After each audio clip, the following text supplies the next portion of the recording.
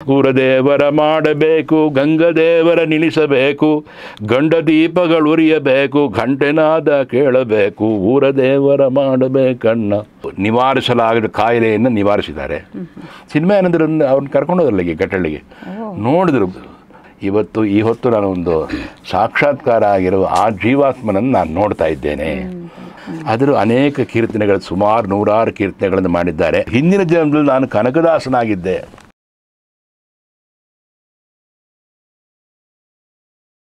ವೀಕ್ಷಕರೇ ನಮಸ್ಕಾರ ಹಾಗೂ ಸ್ವಾಗತ.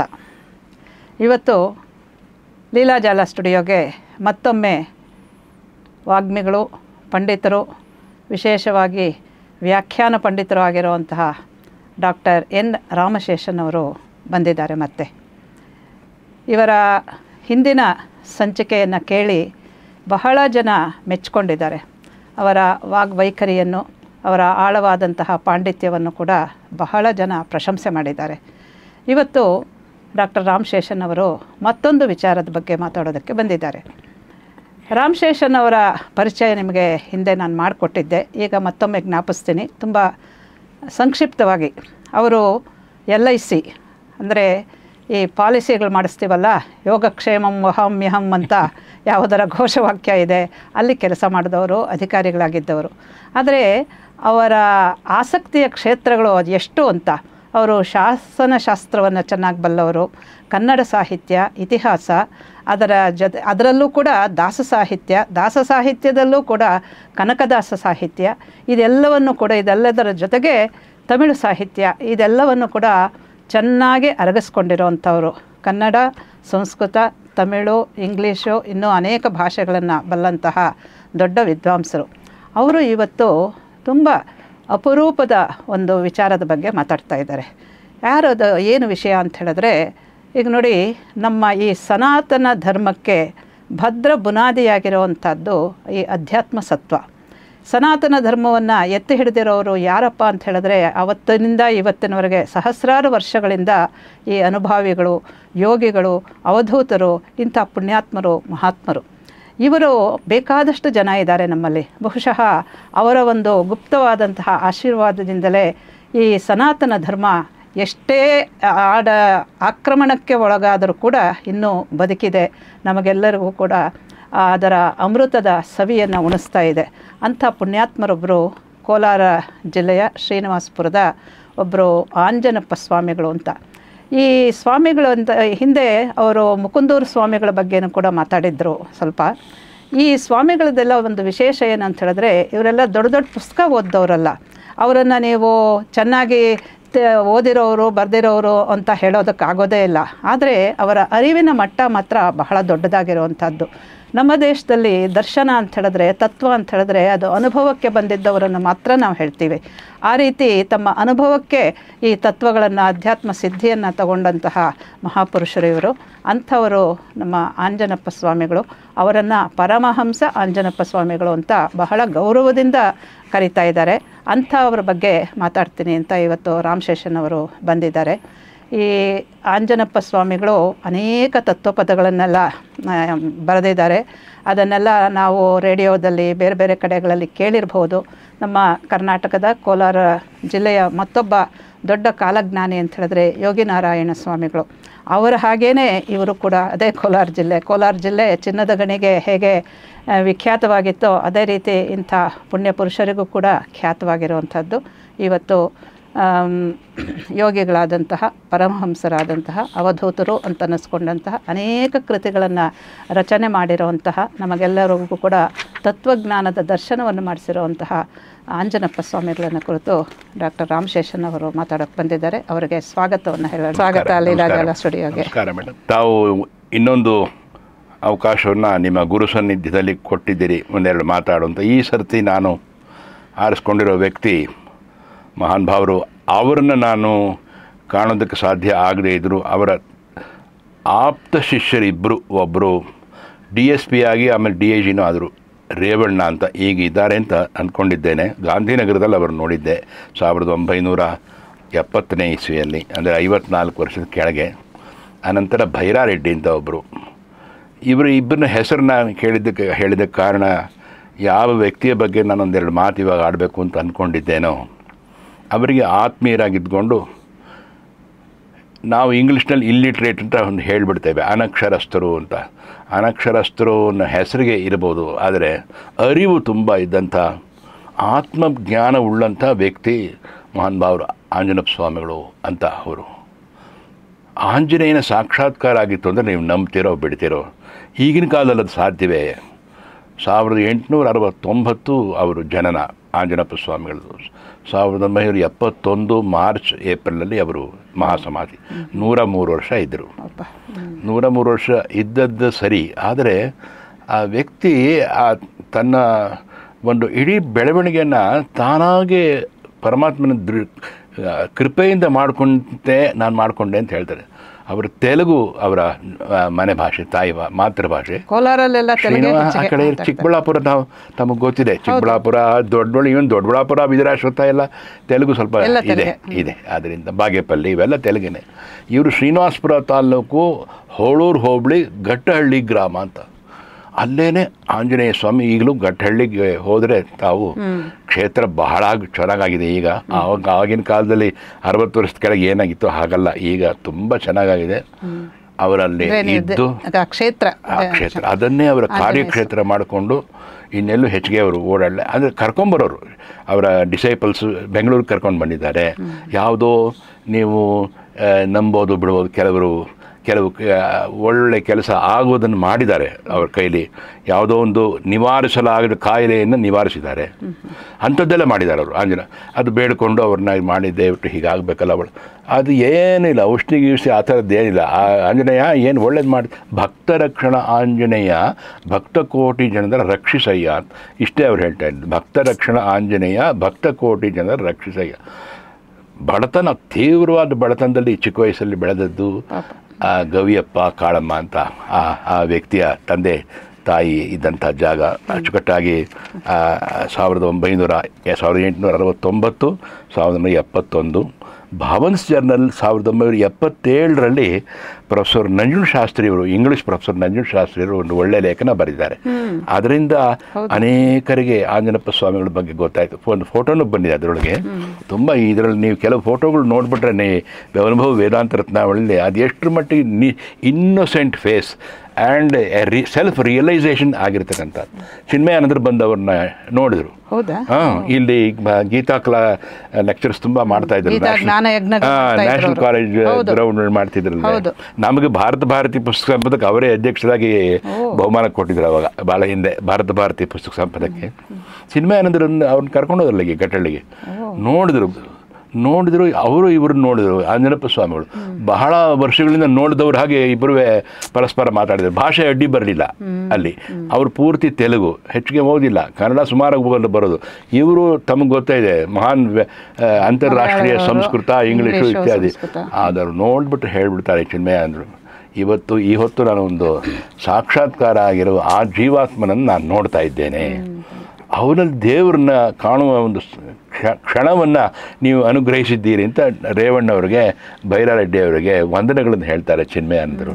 ಅಂದರೆ ಈ ಥರದ ಒಂದು ವ್ಯಕ್ತಿಗಳನ್ನು ನಾವು ಇದ್ರಲ್ಲ ನಮ್ಮಲ್ಲಿ. ಈಗ ಅಂತ ಹೇಳಿದ್ರೆ ಎಷ್ಟೋ ಜನ ಆಗಿ ಹೋಗಿದ್ದಾರೆ ಅಂತ ಹೇಳ್ಬಿಟ್ಟು ನಾವು ಕೆಲವರು ಪರಮಹಂಸ ಯೋಗಾನಂದರ ಬಗ್ಗೆ ಜಾಸ್ತಿ ಕೇಳಿದ್ವಿ. ಅವರ ಗುರುಗಳು ಯುಗಾವತಾರ ಮಹಾರಾಜ್ ನಾಗರಾಜ್ ಅಂತ, ಯೋಗಿ ನಾಗರಾಜ್ ಅಂತ ಅವರನ್ನು ಕೇಳಿದ್ವಿ.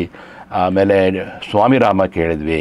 ಅವರೆಲ್ಲ ದೊಡ್ಡ ಇದರಲ್ಲಿ ಬಂದರು. ಇವರೆಲ್ಲ ಒಂಥರ ಎಲೆಮರೆ ಇದರಲ್ಲಿ ಇದ್ದವರು, ಹೆಚ್ಚಿಗೆ ಪ್ರಕಾಶಕ್ಕೆ ಬರಲಿಲ್ಲ. ಆದರೆ ಸಾಧನೆ ಅಪಾರವಾದ ಸಾಧನೆ ಅಷ್ಟೇ ಇರುತ್ತೆ. ಸಾಧನೆ ಅವ್ರು ಹೆಚ್ಚಿಗೆ ಮಾತಾಡ್ತಿರ್ಲ್ವಂತೆ ಆಂಜನಪ್ಪ ಸ್ವಾಮಿಗಳು. ಏನಪ್ಪ ನಿನಗೇನು ಬೇಕು, ಏನು ಬಂದಿದೆಯಾ, ಏನು ತೊಂದರೆ ಇದೆ, ಏನಿದು ನಿಜವಾಗಿ ಹೇಳು ಅಂತ. ಅದು ಮಾತ್ರ ಹೇಳೋದು, ನಿಜವಾಗಿ ಹೇಳು, ಒಳಗಡೆ ಇಟ್ಕೋಬೇಡ, ಹೊರಗಡೆ ಒಂದು ಹೇಳಬೇಡ. ನನ್ನ ಹತ್ರ ನೀನು ನಿಜ ಹೇಳಿದೆ ಹೋದರೆ ಆಂಜನೇಯ ನಿನ್ನನ್ನು ಬಿಡಲ್ಲ, ಅದೇ ಮಾತು ಹೇಳೋರು. ಆವಾಗ ಅವನು ನಿಜ ಹೇಳಿದರೆ ಆಯಿತು, ನಿನಗೆ ಒಳ್ಳೆಯದಾಗಲಿ ಹೋಗುತ್ತೆ. ಕಳ್ಳರು ಕಾಕರು ಕೂಡ ಅವ್ರನ್ನ ಪ್ರಯತ್ನ ಮಾಡಿದ್ದಾರೆ ಅಷ್ಟಾಗಿ. ಅವ್ರು ಯಾರು ಪ್ರಯತ್ನ ಮಾಡಿದ್ರು ಹಾಗಾಗಿ ಏನೇನಾಗಬೇಕು ಅವ್ರಿಗೆ ತೊಂದರೆ ಆಗಿ ವಾಪಸ್ ಹೋಗಿದ್ದಾರೆ. ಈ 20ನೇ ಶತಮಾನ ಕಲಿಯುಗದಲ್ಲಿ ಇಂಥವ್ರು ಇದ್ದರೆ ಅಂತ ನಿಮಗೆ ಅನಿಸುತ್ತೆ. ನಾವು ಅನೇಕ ಜನ ಹಳೆಯ ಯೋಗಿಗಳು ರಮಣ ಮಹರ್ಷಿಗಳು ಎಲ್ಲ ಇದ್ರಲ್ಲ ಸರ್, ನೀವಾಗಲೇ ಹೇಳಿದ್ರಲ್ಲ ಅವರು ಹೆಚ್ಚಿಗೆ ಪರಿಚಯ ಆಗಲಿಲ್ಲ ಅಂತ. ರಮಣ ಮಹರ್ಷಿಗಳು ಮೌನಿ ಸ್ವಾಮಿ ಅಂತ ಇದ್ಬಿಟ್ಟಿದ್ರು, ಅವರನ್ನ ಪರಿಚಯ ಮಾಡಿಕೊಟ್ಟವರು ಇನ್ನೊಬ್ರು ವಿದ್ವಾಂಸರು ಗಣಪತಿ ಮುನಿಗಳು.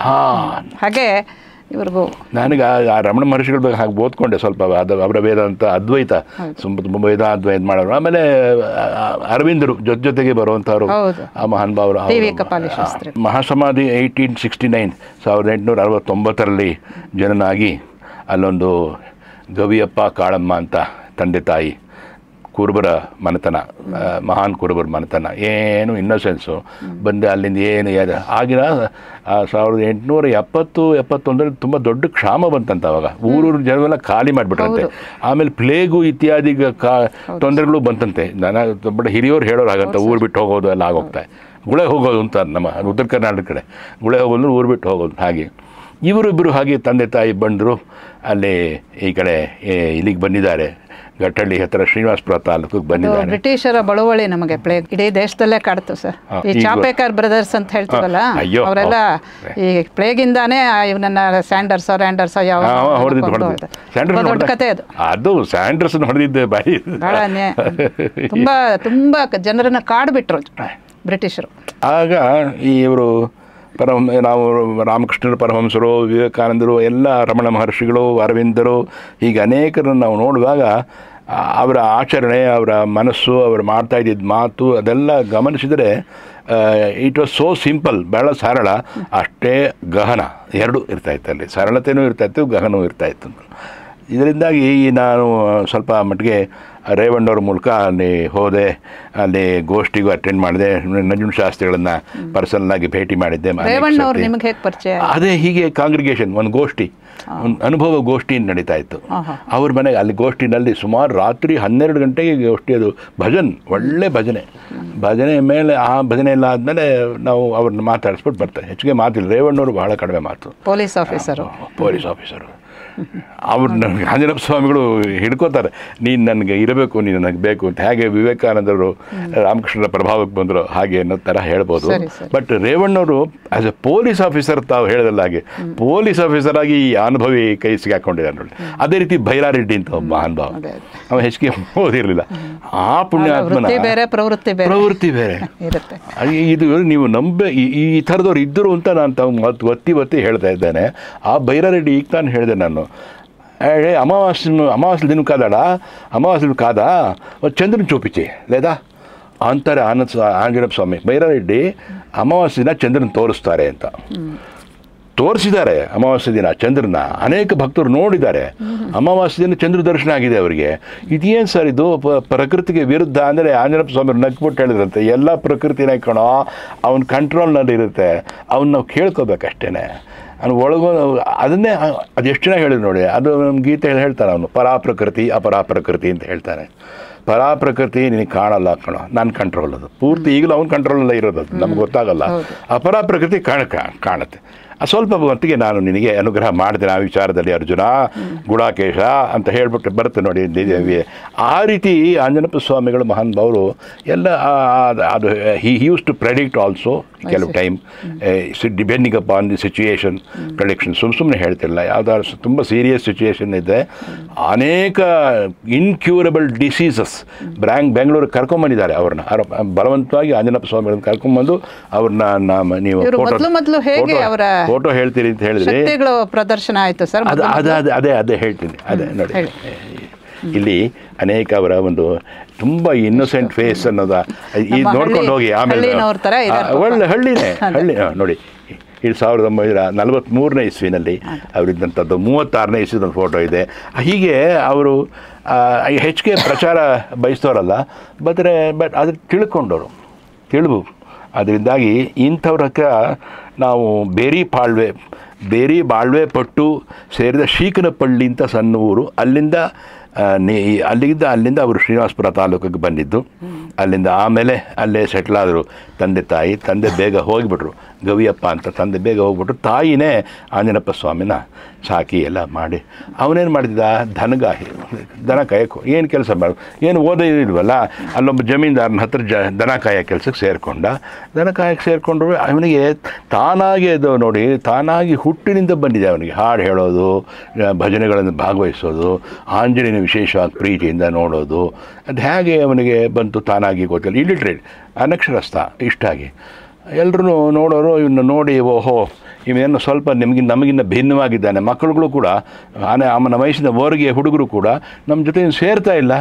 ಅವನ ರೀತಿಯಲ್ಲಿ ಅವನ ದನ ಕಾಯಕ್ಕೆ ಹೋಗೋನು, ದನಗಳನ್ನು ಬಿಟ್ಕೊಳ್ಳೋನು, ದನಗಳನ್ನು ಕೊಟ್ಟಿರುವಾಗ ಹಾಗೆ ಧ್ಯಾನ ಮಾಡ್ತಾ ಇರೋನು. ಒಂದು ಸರ್ತಿ ಅವನಿಗೆ ಅದನ್ನು ಅವರು ಅಚ್ಚುಕಟ್ಟಾಗಿ ಹೇಳ್ಕೊಂಡಿದ್ದಾರೆ ಇವರು.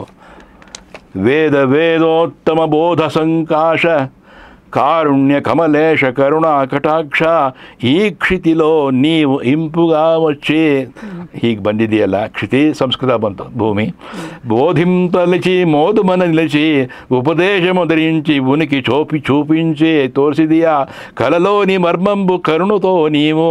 ಎಂತೆಂಥ ಕರುಣೆಯಿಂದ ನೀನು ಒಳಗೆ ಏನಾಗುತ್ತೆ, ನನ್ನ ಮನಸ್ಸೇನಿದೆ, ನನ್ನ ಬುದ್ಧಿ ಏನಾಗುತ್ತೆ, ನನ್ನ ಪ್ರಜ್ಞೆ ಏನಾಗುತ್ತೆ, ಪ್ರಜ್ಞಾಸ್ಥಿತಿ ಏನಿತ್ತೆ, ಕ್ರಮమున నీవిడ కరుణతో బోధించి ಇದು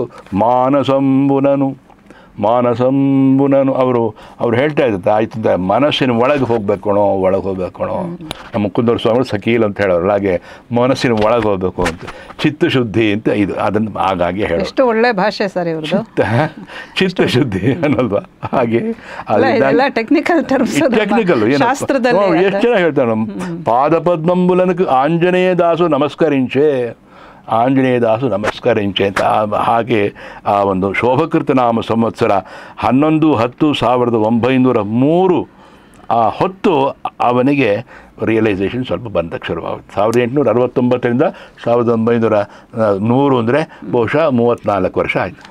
ಅದು ಸರಿ, ಮದುವೆ ಅಂತ ಹೆಸರಿಗೆ ಬೇಡ ಅಂದರೂ ಕೇಳಿಲ್ಲ, ಮದುವೆ ಅಂತ ಕಟ್ಟಿದರು. ಆಯಮ್ಮ ಪಾಪ ಅವನ ಗಂಡನಿಗೆ ಹೇಗೆ ಬೇಕೋ ಹಾಗಿದ್ಲು. ಅವರಿಬ್ಬರಲ್ಲಿ ಯಾವ ರೀತಿ ಏನು ಬೇರೆ ಏನೂ ಆಗಲಿಲ್ಲ. ಹಾಗಿದ್ಬಿಟ್ಟು ಮನುಷ್ಯಾಣಾಂ ಸಹಸ್ರೇಷು ಕಶ್ಚಿತ್ ಯತತಿ ಸಿದ್ಧಯೇ ಯತತಾಮಪಿ ಸಿದ್ಧಾನಾಂ ಕಶ್ಚಿನ್ ಮಾಂ ವೇತ್ತಿ ತತ್ವತಃ. ಅದು ಮಾತು ನಮ್ಗೆ ಗೊತ್ತಿದೆ.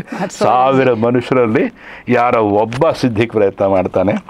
ಆ ಪ್ರಯತ್ನ ಮಾಡುವ ಸಿದ್ಧರಲ್ಲಿ ಜ್ಞಾನನಿಷ್ಠೆಗೆ ತಕ್ಕ ಯೋಗ್ಯತೆ ಯಾರು ಪಡ್ಕೊಂಡಿರ್ತಾನೋ ಒಬ್ಬ ಅವನು ನನ್ನನ್ನು ತಿಳ್ಕೊಳ್ಳೋಕೆ ಪ್ರಯತ್ನ.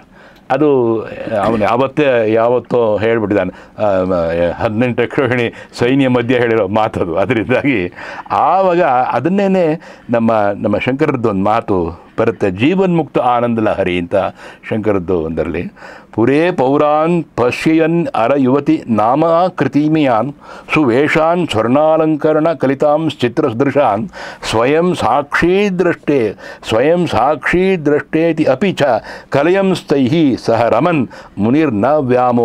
ಮುನಿರ್ನ ವ್ಯಾಮೋಹಂ ಭಜತಿ ಗುರುದೀಕ್ಷಾ ಕ್ಷತತಮಾಹ. ಈ ಒಂದು ಪಟ್ಟಣದಲ್ಲಿ ಈ ಪುರದಲ್ಲಿ ಸ್ತ್ರೀ ಪುರುಷರೆಂಬ ನಾಮರೂಪಗಳೆಂದೊಡಗೂಡಿ ವ್ಯವಹಾರದಲ್ಲಿ ಎಷ್ಟೇ ಬೋಧ ಇದ್ದರೂ ಕೂಡ ಎಲ್ಲ ನಾಮರೂಪಗಳು ಮಾತ್ರ. ಆತ್ಮನಲ್ಲಿ ಯಾವ ಭೇದವೂ ಇಲ್ಲ. ಅವನು ಒಬ್ಬನೇನೇನೆ. ಅವನಿಗೆ ಈ ಗಂಡು ಹೆಣ್ಣು ಯಾವುದು ಇಲ್ಲ, ಅವನು ಒಬ್ಬನೇನೇನೆ. ಎಂಥ ತತ್ವನ ಹೇಳ್ತಾ ಇದ್ದಾರೆ. ಎಂಥ ತತ್ವ ಇದೇ ತತ್ವ. ಯಾತಕ್ಕೆ ಈ ಅಚ್ಚುಕಟ್ಟಾದ ಲಕ್ಷಣವನ್ನು ಶಂಕರರು ಹೇಗೆ ಹೇಳಿದ್ದಾರೋ ಜೀವನ್ಮುಕ್ತ ಆನಂದ ಲಹರಿಯಲ್ಲಿ, ಅದನ್ನು ಆನಂದ ಅಂಜನಪ್ಪ ಸ್ವಾಮಿಗಳು ಅನುಭವ ವೇದಾಂತ ರತ್ನಾವಳಿದು ಹೇಳ್ತಾರೆ. ಅಂದ್ರೆ ರಿಯಲೈಸೇಷನ್ ಅನ್ನೋದು ಏನಂತ ಈಗ ಅವರಿಗೆ ಅಕ್ಷರ ಬರ್ತಿರ್ಲಿಲ್ಲ, ಯಾರಾದ್ರೂ ಬರ್ಕೊಳ್ತಾ ಇದ್ರೆ ಆಮೇಲೆ ಬರೆಯೋಕ್ಕೆ ಅದನ್ನ ಅವಕಾಶ ತಾನಾಗಿ ಬರೆಯೋಕೆ ಬಂದ್ಬಿಡುತ್ತೆ ಮೇಡಮ್. ಹೌದಾ? ತಾನಾಗಿ ಬರೆಯೋಕೆ ಇದೆ, ಬರ್ದಿರೋದು ಇದೆ. ಅವರ ಹಸ್ತಪ್ರತಿ ಇಲ್ಲಿ ಇಟ್ಟಿದ್ದೀನಿ, ಒಂಚೂರು ಇಟ್ಟಿದ್ದೀನಿ, ಹಸ್ತಪ್ರತಿ ಇಟ್ಟಿದ್ದೀನಿ. ಅದರ ಅನೇಕ ಕೀರ್ತನೆಗಳು, ಸುಮಾರು 100 ಕೀರ್ತನೆಗಳನ್ನು ಮಾಡಿದ್ದಾರೆ. ಅವರ ರಿಯಲೈಸೇಷನ್ ಇದೆ ನೋಡಿ. ಅದು ಮಾಡಿ 1969 ಅಂದರೆ 2 ವರ್ಷಕ್ಕೆ ಮುಂಚೆ, ಅವ್ರ ಮಹಾಸಮಾಧಿ ಆಗೋಕೆ ಮುಂಚೆ 101ನೇ ವಯಸ್ಸಲ್ಲಿ ಬಂದಿರೋ ಫೋಟೋ ಇದು. 101ನೇ ವಯಸ್ಸಿನಲ್ಲಿ ಬಂದಿರೋ ಫೋಟೋ. ಹೀಗೆ ಅಲ್ಲಿ ಬರ್ತೇನೆ. ಶ್ರೀಮಾನ್ ಆಂಜನೇಯ ಸ್ವಾಮಿ ಸದ್ಗುರು ಕರುಣಾ ಕಟಾಕ್ಷ ಅಭಿವರ್ಧಿತ ಶ್ರೀಮಾನ್ ಘಟ್ಟಪುಲ್ಲೇಪುರಿ ನಿವಾಸ, ಅಂದರೆ ಘಟ್ಟಹಳ್ಳಿ ಅಂತ. ನೋಡಿ ಅದು ಹೆಸರು ಘಟ್ಟಹಳ್ಳಿ ಅಂತ ಇದೆ. ಘಟ್ಟ ಅಂದರೆ ನಾವೇನು ಹೇಳ್ತೀವಿ, ಘಟ್ಟ ಅಂದರೆ ಒಂದು ಎಣ್ಣೆ, ಒಂದು ಮೇಡು, ಒಂದು ಇರೋ ಜಾಗ, ಒಂದು ಹೀಗಿದೆ, ಅದು ಘಟ್ಟ ಅಂತ ಕರಿತೀವಿ. ಈಗ ನಿಡಘಟ್ಟ, ಸಂಕಿ ಘಟ್ಟ, ಕಳೆದ ಘಟ್ಟ ಇದೆಲ್ಲ ನಾವು ಕೇಳಿದೀವಲ್ವೇ. ಹಾಗೆ ಘಟ್ಟಪಲ್ಲಿ ಪುರಿನಿವಾಸ ಶಿಡ್ಲಘಟ್ಟ ಕೋಲಡ್ಡೆಷ್ಟೇ ಇದೆಯಲ್ಲ. ಶ್ರೀ ಕಾಳಮಾಂಬ ಗರ್ಭಪಯೋಪಿ ಪಾರಾವಾರ ಸುಧಾಕರ ಸಾಂಖ್ಯ ತಾರಕ ಅಮನಸ್ಕ ಶ್ರೀ ರಾಜಯೋಗಾನಂದ ಭರಿತ, ರಾಜಯೋಗವನ್ನು ಸಿದ್ಧಿ ಮಾಡಿಕೊಂಡಿದ್ದು, ಕರ್ಮಯೋಗವನ್ನು ಸಿದ್ಧಿ ಮಾಡಿಕೊಂಡಿದ್ದು ಶ್ರೀ ಆಂಜನೇಯ ದಾಸರಾಮಾಖ್ಯ ಪರಮಹಂಸ ಪ್ರೋಕ್ತ. ಅದೊಂದು ಸ್ಟೇಜು. ಪರಮಹಂಸ ಸ್ಟೇಜ್ ಅದಕ್ಕೆ ಬೇರೆ ಹಾಕಿದ್ದಾರೆ, ಅವರಿಗೆ ಗುರುತಿಸಿದ್ದಾರೆ, ಅವ್ರನ್ನ ಗುರುತಿಸಿದ್ದಾರೆ. ಪರಮಹಂಸ ಸ್ಥಿತಿ ಅದು ಬರೋದು ಎಲ್ರಿಗೂ ಬರೋಲ್ಲ ಅಂತಾರೆ. ಪರಮಹಂಸ ಸ್ಥಿತಿ ಬರಲ್ಲ ಅಲ್ವಾ. ರಾಮಕೃಷ್ಣರನ್ನ ನಾವು ಪರಮಹಂಸರು ಅಂತ ಹೇಳ್ತೀವಿ, ಎಲ್ಲರೂ ಪರಮಹಂಸ. ಈ ಇಡೀ ಯೋಗಿಗಳ ಪರಂಪರೆಯನ್ನು ನಾವು ಕರೆಯೋದರ ಪರಮಹಂಸ ರಾಮಕೃಷ್ಣ ಅಂತ ಕರಿತೀವಿ ನಾವು ಅಲ್ವೇ. ಆ ಪರಮಹಂಸ ಸ್ಥಿತಿ ಪ್ರೋಕ್ತ ಶ್ರೀ ವೇದಾಂತ ರತ್ನಾವಳಿ ಅನುಗ್ರಂಥಮನವೆಲನೋ ಶ್ರೀ ಆತ್ಮಾರ್ಥ ದಿಪದ ಕಾವ್ಯಮು ಸಂಪೂರ್ಣಂ. ಈ ಥರ ಅನೇಕ ಕಾವ್ಯಗಳನ್ನು ಅವರ ಹಾಡುಗಳನ್ನು ಬರೆದಿದ್ದಾರೆ. ಅದರಲ್ಲಿ ಈಗ ನೋಡಿ, ಒಂದು ನಾನು ಸುಮ್ಮನೆ ನಿಮಗೆ ನಿಮ್ಮ ಈ ಪುಸ್ತಕದಲ್ಲಿ ಎಷ್ಟು ಹಾಡುಗಳಿದೆ? ಸುಮಾರು ಒಂದು 100 ಹಾಡುಗಳಿದೆ. 100 ಹಾಡುಗಳಿದೆ. ಈ ಥರ ರಾಗವನ್ನು ಕನಕದಾಸರಲ್ಲೂ ಕೇಳಿದೆ. ಈ ಹಾಡ್ತಾರೆ, ಊರದೇವರ ಮಾಡಬೇಕಣ್ಣ, ಊರದೇವರ ಮಾಡಬೇಕಣ್ಣ, ಈ ಊರಿನೊಳಗೆ ಗಂಗದೇವರ ನಿಲ್ಲಿಸಬೇಕಣ್ಣ, ಗಂಗದೇವರ ನಿಲ್ಲಿಸಬೇಕಣ್ಣ. ಅರ್ಥ ಮಾಡ್ಕೊಳ್ಳಿ, ಗಂಗದೇವರ ನಿಲ್ಲಿಸಬೇಕಣ್ಣ, ಗಂಗದೇವರ ಈಶ್ವರ ನಿಲ್ಲಿಸಬೇಕಣ್ಣ. ಊರದೇವರ ಮಾಡಬೇಕು, ಗಂಗದೇವರ ನಿಲ್ಲಿಸಬೇಕು, ಗಂಡ ದೀಪಗಳು ಉರಿಯಬೇಕು, ಘಂಟೆನಾದ ಕೇಳಬೇಕು, ಊರದೇವರ ಮಾಡಬೇಕಣ್ಣ. ಎಲ್ಲವನ್ನು ಇಲ್ಲಿ ತಗೊಂಡು ಹೋಗ್ತಾ ಬರಬೇಕು, ತಾವು ಅನ್ವಯ ಮಾಡ್ಕೊಂಡು ಹೋಗಬೇಕು. ಶರೀರಕ್ಕೆ ಯಾವುದು ಗಂಟೆನಾದ ಇಲ್ಲಿ ನಡೀಬೇಕು, ಕೇಳುತ್ತಂತೆ ಇಲ್ಲಿ ಕೇಳುತ್ತಂತೆ. చూస్తారా వాళ్ళు ఏం చేస్తాడు చూడ ನೋಡಿದ್ಯಾ ಏನು ಮಾಡ್ತಾ ಇದ್ದಾರೆ ಅವರು. ಒಳ್ಳೆ ಬೆಳಗಿನ ಜಾವ 2:30-3 ಗಂಟೆ ಸ್ಥಿತಿ, ನಾವು ಅದನ್ನು ಪ್ರತ್ಯೂಷ ಸಮಯ ಅಂತ ಕರಿತೇವೆ. ஆவாகலே சுத்தம் சிறுகாலே வந்து உன்னை சேவித்து உன் பொத்தாமரை அடியே போற்றும் பொருள் கேளாய் பெற்று அம்மை துண்ணும் குலத்தில் பிரிந்து நீ குத்தேவல் எங்களை கொள்ளாமல் போகாது இட்டபிறை கொள்வான் இருக்கான் கோவிந்தா இற்றேக்கும் 7 பிறவிக்கும் உன் தன்னோடு தோமையாவும் உனக்கே நாம் ஆள் செய்வோம் ಪ್ರಪತ್ತಿ ಮತ್ತೆ ನಮ್ಮ ಕಾಮಗಳು ಮಾತು ಏಲ್ವೋರ್ ಎಂಪಾವಾಯ್. ಇದು ಅವರು ಗಂಟೆನಾದವು ಕೇಳಬೇಕು. ಪಂಥ ಎಂಬೋ ಪತ್ರ ತಂದು ಪಂಥ ದಾರಿ, ಪಂಥ ನಾವು ಕಲ್ಟ್ ಅಂತೀವಲ್ಲ ಅದಕ್ಕೆ. ಪಂಥದೆಂಬ ಪತ್ರ ತಂದು ಗುಪ್ತವೆಂಬೋ ಗುಡಿಯ ಕಟ್ಟಿ ಜ್ಞಾಪ್ತಿ ಎಂಬೋ ಗಂಗದೇವಿಗೆ ಆತ್ಮ ಎಂಬೋ ಪೂಜೆ ಮಾಡಿ ಊರದೇವರ ಮಾಡಬೇಕಣ್ಣ. ಹೇಗೆ ಎಕ್ಸ್ಪ್ಲೇನ್ ಮಾಡ್ತೀವಿ ಇದನ್ನು? ಎಷ್ಟು ಕಷ್ಟ ಇದೆ ನೋಡಿ ಸರ್, ಎಷ್ಟು ಗಹನವಾಗಿದೆ ನೋಡಿ. ಮಧ್ಯೆ ಮಾತಾಡ್ತಾ ಇದ್ದೀನಿ, ಕ್ಷಮಿಸಬೇಕು. ಮಾತಾಡ್ತಾ ಇದ್ದೀನಿ ಮಧ್ಯೆ ಮಾತಾಡಲಿ ಅಂತಾನೆ ಕರೆದಿರೋದು. ದುರ್ಗಣ ಎಂಬೋ ದೀಪ ಮಾಡಿ ನೋಡಿ, ದುರ್ಗುಣ ಎಂಬೋ ದೀಪ ಮಾಡಿ, ನಿರ್ಗುಣ ಎಂಬೋ ತೆಳಿಗೆ ಮಾಡಿ, ಸದ್ಗುಣ ಎಂಬೋ ಸದಾ ಪೂಜಾ ಸತ್ಯದಿಂದ ನೋಡಬೇಕು ಊರದೇವರ ಮಾಡಬೇಕಣ್ಣ. ಆತ್ಮ ಎಂಬೋ ಅಕ್ಕಿ ತಂದು ಊರ್ಧ್ವ ಎಂಬೋ ಉಂಟು ಮಾಡಿ, ಭೇದವೆಂಬೋ ಬೆಲ್ಲ ತಂದು ಬೆಟ್ಟ ದೀಪಗಳು ಮಾಡಬೇಕು. ಬೆಟ್ಟ ದೀಪಗಳು ಮಾಡಬೇಕು ಅಂತ ತಂಬಿಟ್ಟು ಮಾಡಬೇಕಾದ್ರಲ್ಲಿ ಅಕ್ಕಿನ ತರಿ ಮಾಡಿ ಬೆಲ್ಲ ಬೆಟ್ಟ ದೀಪಗಳು ಮಾಡಬೇಕು ಊರದೇವ.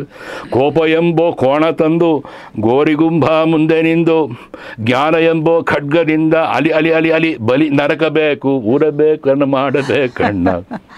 ತಾವು ಹೇಳಿ ಮೇಡಮ್, ಏನು ಹೇಳ್ತೀರಿ ಇದಕ್ಕೆ?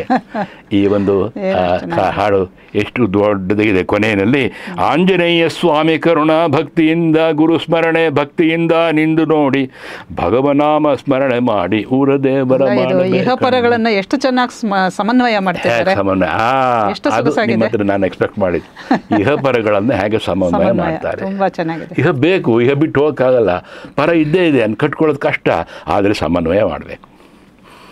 ಅದು ಆ ಥರದ తెలుసుకోవే మనస తెలుసుకోవే మనస తెలివితేటు పరచి చెప్పినాను, బికరి చూపులు చక్కగా నిలచుట చెప్పినాను. ಹೇಳ್ತಾ ಇದ್ದೀನಿ ಕೇಳೋ. తెలుసుకో మనస ಈ ಥರ ನಾನು ತೆಲುಗಿನ ಅವರ ಹಾಡುಗಳು ಬೇಕಾದಷ್ಟಿದೆ. ಆಕಾಶವಾಣಿನಲ್ಲೂ ಇವರ ಆಕಾಶವಾಣಿ ಕೆಲವು ಬಂದಿದೆ ಮೇಡಮ್, ಕೆಲವು ಬಂದಿದೆ. ಇದು ಊರದೇವರ ಮಾಡಬೇಕನ್ನ ಬಂದಿದೆ. ಆಂಜನೇಯ ಸ್ವಾಮಿ ದಂಡಕ ನೋಡಿ, ಅವರಿಗೆ ಛಂದಸ್ಸು ಎಷ್ಟರ ಮಟ್ಟಿಗೆ ಆಮೇಲೆ ಒಲಿದು ಬಿಡುತ್ತೆ ಆಮೇಲೆ ಅಂತೆ. ಈ ದಂಡಕ ಅನ್ನೋದು ಛಂದಸ್ಸು ನಮ್ಮಲ್ಲಿ ನಾವು ಹೇಳ್ತೇವೆ. ದಂಡಕಗಳನ್ನು ಮೀರಿದ್ದು ಅಲ್ವಾ? ನಮ್ಮ ವೇದಾಂತ ದೇಶಕರು ರಘುವೀರ ಗದ್ಯ ಮಾಡಿದ್ದಾರೆ, ಅದೊಂದು ದಂಡಕದ ಛಂದಸ್ಸು. ಆಮೇಲೆ ಬೇಕಾದಷ್ಟಿದೆ. ಆ ದಂಡಕ ಅನ್ನೋದಕ್ಕೆ ಒಂದು ಲಕ್ಷಣ ಹೇಳ್ತಾರೆ ಅಂತಂತಂದರೆ, ಯಾವ ರೀತಿ ತೈಲವನ್ನು ಚೆನ್ನಾಗಿ ಸುರಿತೀರೋ ಆ ಸುರಿದಾಗ ಒಂದೇ ಕೋಲಿನ ಥರ ಬರುತ್ತಂತೆ ಆ ತೈಲ, ಅದು ದಂಡಕದ ಸ್ಟೈಲು ಅಂತ ಕರೀತಾರೆ. ತೈಲಧಾರೆಯಂತೆ ಮನಸ್ಸು ಕೊಡೋ ಎನ್ನಲ್ಲಿ ತಂದೆ ಕೈಲಾಸವಾಸ ಗೌರೀಶ ಈಶ. ನಾನು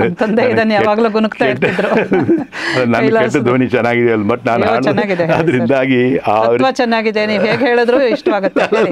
ಶ್ರೀ ಗಣೇಶ್ವರ ದೇವ ಚಿನ್ಮಯಾಕಾರ ಸಜ್ಜನ ಹೃದಯೇಶ ಸತ್ಯಾತ್ಮ ವಿನುತ ಗೌರೀಶನಂದನ ಗಣೇಶ ದೇವ ನಿನ್ನುನೇ ಕೊನೆಯಾಡ ನೇನಂತವಾಡ ನಾದು ಹೃದಯಮದು ನಿಲ್ಲಿಸಿ ಈ ಪಲಕು ಪಲಕಿಂಚಿತವೆ ದೇವ ಪರಮಾತ್ಮನೂ ನೀ ನನ್ನಲ್ಲಿ ಇರೋ ಮಹಾನುಭವ. ನೀ ಬಂದು ಶ್ರೀಮನ್ಮಹಾ ಭಾನುವಂಶಾಬ್ಧಿಚಂದ್ರ ರಸದ್ವೈಭವೇಂದ್ರ ಯಶಸ್ವಾಂದ್ರ ಶ್ರೀರಾಮಚಂದ್ರ ಸುಚರಿತ್ರ ಸೀತಾಗಳತ್ರ ಸುಮಿತ್ರಾತ್ಮಜ ಸ್ತೋತ್ರಪಾತ್ರ ವಿನೀಲಾತ್ಮಜ ಗಾತ್ರ ಜಗನ್ಮಿತ್ರ ಕಮಲನೇತ್ರ ವಿಚಿತ್ರ ಆಶ್ರಯಂಬೈನ ನೀ ಮೂರ್ತಿ ಕೀರ್ತಿಂ ಗಾ ಪಶ್ಯಮ ಅಶಕ್ಯಮ.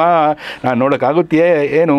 ರಾಜಮಾಣಿಕ್ಯಮ ಅನಸತ್ಕಾಮ ಸಂಪೂರ್ಣ ಕಾಮ ಖಗದೀಶ ಕಾಮ ಜಗದ್ಭರ್ತ ಪಾದಂಬುಜೆ ಭೂಮಿ ನೇತ್ರಂಬುಜೆ ನರಕು ಸ್ತೋತ್ರಂಬುಜೆ ದಿಕ್ಕುರ್ಲ ಮಾನಸಂಬುಧನಿಂದ ಮುಖಂ ಬಂದು ದೇವೇಂದ್ರ ಮಮಣಂಬುಲನ್ ಮಸ್ತಕಂ ಬಂಧಕ್ ಸತತಂ ಗುಲ್ಗಲ್ಬಿಂಚೆ ಸಾಕ್ಷಾತ್ ವಿರಾಟ್ ವಿಗ್ರಹುಂಡಯಿ ಜಗತ್ಸಾಕ್ಷಿ ರೂಪಂಬುನ ಲೋಲೋಕಂಬುಲನ್ ಪುಟ್ಟಿಂ ಪುರ್ಚು ಬೆಂಚುರ್ಚು ಪುಂಚುರ್ಚು ಗಾಂಚು ನೀಮಾಯಲ ಬಾಯಗಾಲೇಕ ಬ್ರಹ್ಮೇಂದ್ರಾದಿ ಮುಖ್ಯಲೋ ವಿಧೇಯಾತ್ಮಲಯ ಗೊಲ್ವಗ ಸ್ವಚ್ಛ ಪುಚ್ಛ ಛವಿ ಮತ್ಸ್ಯಮೈ. ಈ ತರಹ ಇದು ದಂಡಕ. ಈಗ ಹೇಗೆ ಇದನ್ನ ಅರ್ಥ ಮಾಡ್ಕೊತಿದ್ರು? ಓದಿಲ್ಲ ಅಂತಿರಲ್ಲ ಸರ್, ಅಷ್ಟು ಚೆನ್ನಾಗಿ ಸಂಸ್ಕೃತ ವೇದಾಂತ ದೇಶಕರನ್ನ ಕೇಳದಂಗೆ ಆಗುತ್ತೆ ನೋಡಿ. ಅವರು ಮಹಾಪಂಡಿತರು ಅಂತ ಮಹಾಪಂಡಿತರು, ಅಯ್ಯೋ ವೇದಾಂತ ದೇಶಕರು ಅಲ್ವಾ? ಯಾದವಾಭ್ಯುದಯ ಏನ್ ಕಮ್ಮಿ ಇದೆ ಗಮನಿಸಿದಿರಿ? ಯಾದವಾಭ್ಯುದಯ ಗಮನಿಸಿದಿರಿ ಅಂತ ಅನ್ಕೊಂಡು ಯಾದವಾಭ್ಯುದಯ ತತ್ವಮುಕ್ತ ಕಲಾಪ ಅದ್ಭುತವಾದ ಅಭಯ ದೀಕ್ಷಿತರು ಅದನ್ನ ಬೆರಗಾಗ್ಬಿಟ್ರಂತೆ ಅದನ್ನು ನೋಡಿ. ಅದ್ವೈತಿ ಮಹಾದ್ವೈತಿ ಅಭಯ ದೀಕ್ಷಿತರು ವೇದಾಂತ ದೇಶಿಕರ ಯದವಾಭ್ಯುದಯಕ್ಕೆ ಟೀಕೆ ಬರೆದಿದ್ದಾರೆ ಅಚ್ಚುಕಟ್ಟಾಗಿ. ಈ ಥರ ಇದು ನಮ್ಮ ಮೇಡಮ್ ಹೇಳಿದಾಗೆ ನಿರಕ್ಷರ ಕುಕ್ಷಿ ಹೆಸರಿಗೆ. ಯಾರಪ್ಪ ನಿರಕ್ಷರ ಕುಕ್ಷಿ? ನಾವು ಅವರ ಮುಂದೆ ಅಷ್ಟೇ ಅನ್ಸಲ್ವೇ? ಏನು ಸರ್ ಇದು? ನನಗನ್ಸುತ್ತೆ ರಾಮಾಯಣದಲ್ಲಿ ಬರೋ ಹಾಗೆ ಹನುಮಂತ ಮೊದಲನೇ ಸರ್ತಿ ಶ್ರೀರಾಮಚಂದ್ರನನ್ನು ನೋಡಿದಾಗ ಏನ್ ಹೇಳ್ತಾರೆ, ಅವನು ಯಾವುದೋ ವೇಷದಲ್ಲಿ ಬಂದಿರ್ತಾನೆ, ಆದ್ರೆ ಭಿಕ್ಷು ವೇಷದಲ್ಲಿ ಬಂದಾಗ ಅವನು ಮಾತಾಡಿದ್ದನ್ನ ಕೇಳಿ ಸ್ವತಃ ರಾಮಚಂದ್ರನೇ ಮಯಂಗಿ ಪೋಯಿಟ. ಅದು ಮಯಂಗಿ ಪೋಯಿಟ ಅನ್ನ அப்படியே ಅವನಿಗೆ ಮಯக்கம் ಬಂದದೇನುಟು. ಎಂಥ ಒಂದು ಏನು ಪ್ರಭಾವ ಅವನ ಮೇಲೆ ಬೀರ್ತು ಅಂದ್ರೆ ಉಚ್ಚಾರಯತಿ ಕಲ್ಯಾಣಿ ವಾಚಂ ಹೃದಯ ಹಾರಿಣಿ ಅಂತ ಹೇಳ್ತಾರೆ. ಆಮೇಲೆ ಎಲ್ಲಾ ವೇದಗಳನ್ನು ಓದಿರೋನು ಮಾತ್ರ ಇಂಥ ಚೆನ್ನಾಗಿ ಮಾತಾಡ್ಬೋದು ಅಂತ. ಸೊ ಮಹಾಜ್ಞಾನಿ ಅಂತ ನಾವು ಹನುಮಂತನನ್ನ, ಆ ಹನುಮಂತನ ಸಾಕ್ಷಾತ್ ಇನ್ನೊಂದು ಮಾತು ಹೇಳ್ತಾನೆ ರಾಮಚಂದ್ರ, ಲಕ್ಷ್ಮಣ ನೋಡು ಇವನಲ್ಲಿ ಎಷ್ಟು ವ್ಯಾಕರಣ ಶುದ್ಧಿ ಇದೆ, ಏನ್ ಮಾತಾಡ್ತಾನೆ ನೋಡು. ಇಂಥವನು ಯಾರಿಗೆ ಸಚಿವನಾಗಿರ್ತಾನೋ ಆ ರಾಜನಿಗೆ ಯಾವತ್ತೂ ಅಪಜಯ ಇಲ್ಲ ಅಂತಾನೆ. ಈ ಸುಂದರಕಾಂಡದಲ್ಲಿ ಬರುವ ಕಿಷ್ಕಿಂಧ ಕಾಂಡದಲ್ಲಿ ಸರ್ ಇವಾಗ ಆಂಜನೇಯ ಸ್ವಾಮಿಗಳು ನೋಡಿ, ಆಂಜನೇಯ ಸ್ವಾಮಿಗಳಿಗೆ ಆ ಹನುಮಂತನ ಅನುಗ್ರಹ ಆಗಿದೆ ಅನ್ನೋದು ಈ ಮಾತುಗಳಿಂದ ಇದು ನಾನು ಇನ್ನೂ ನಿಮಗೆ ಅವರ ಯಾವುದಕ್ಕೂ ಕರ್ಕೊಂಡು ಹೋಗಿಲ್ಲ ಇನ್ನುವೇ. ಇದು ಇಷ್ಟಕ್ಕೆ ತುಂಬಾ ಚೆನ್ನಾಗಿದೆ.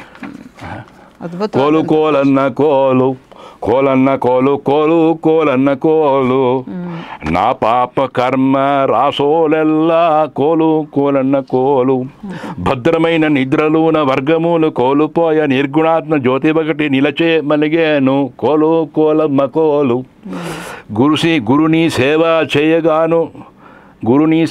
చేయగాను గుట్టెల్ల అనో వివరంబాయ నట్టు నడమ నగరిలో ನಾದಂಬಾಯನೋ ಕೋಲು ಕೋಲನ್ನ ಕೋಲು. ಇಲ್ಲಿ ನಿನಗೆ ಧ್ಯಾನ ಕೇಳುತ್ತೆ, ಇಲ್ಲಿ ನಿನಗೆ ಧ್ವನಿ ಕೇಳುತ್ತೆ ಅಂತ ಗುರುಸೇವೆ ಮಾಡಿದರೆ ಕೇಳುತ್ತೆ ನಿನಗೆ.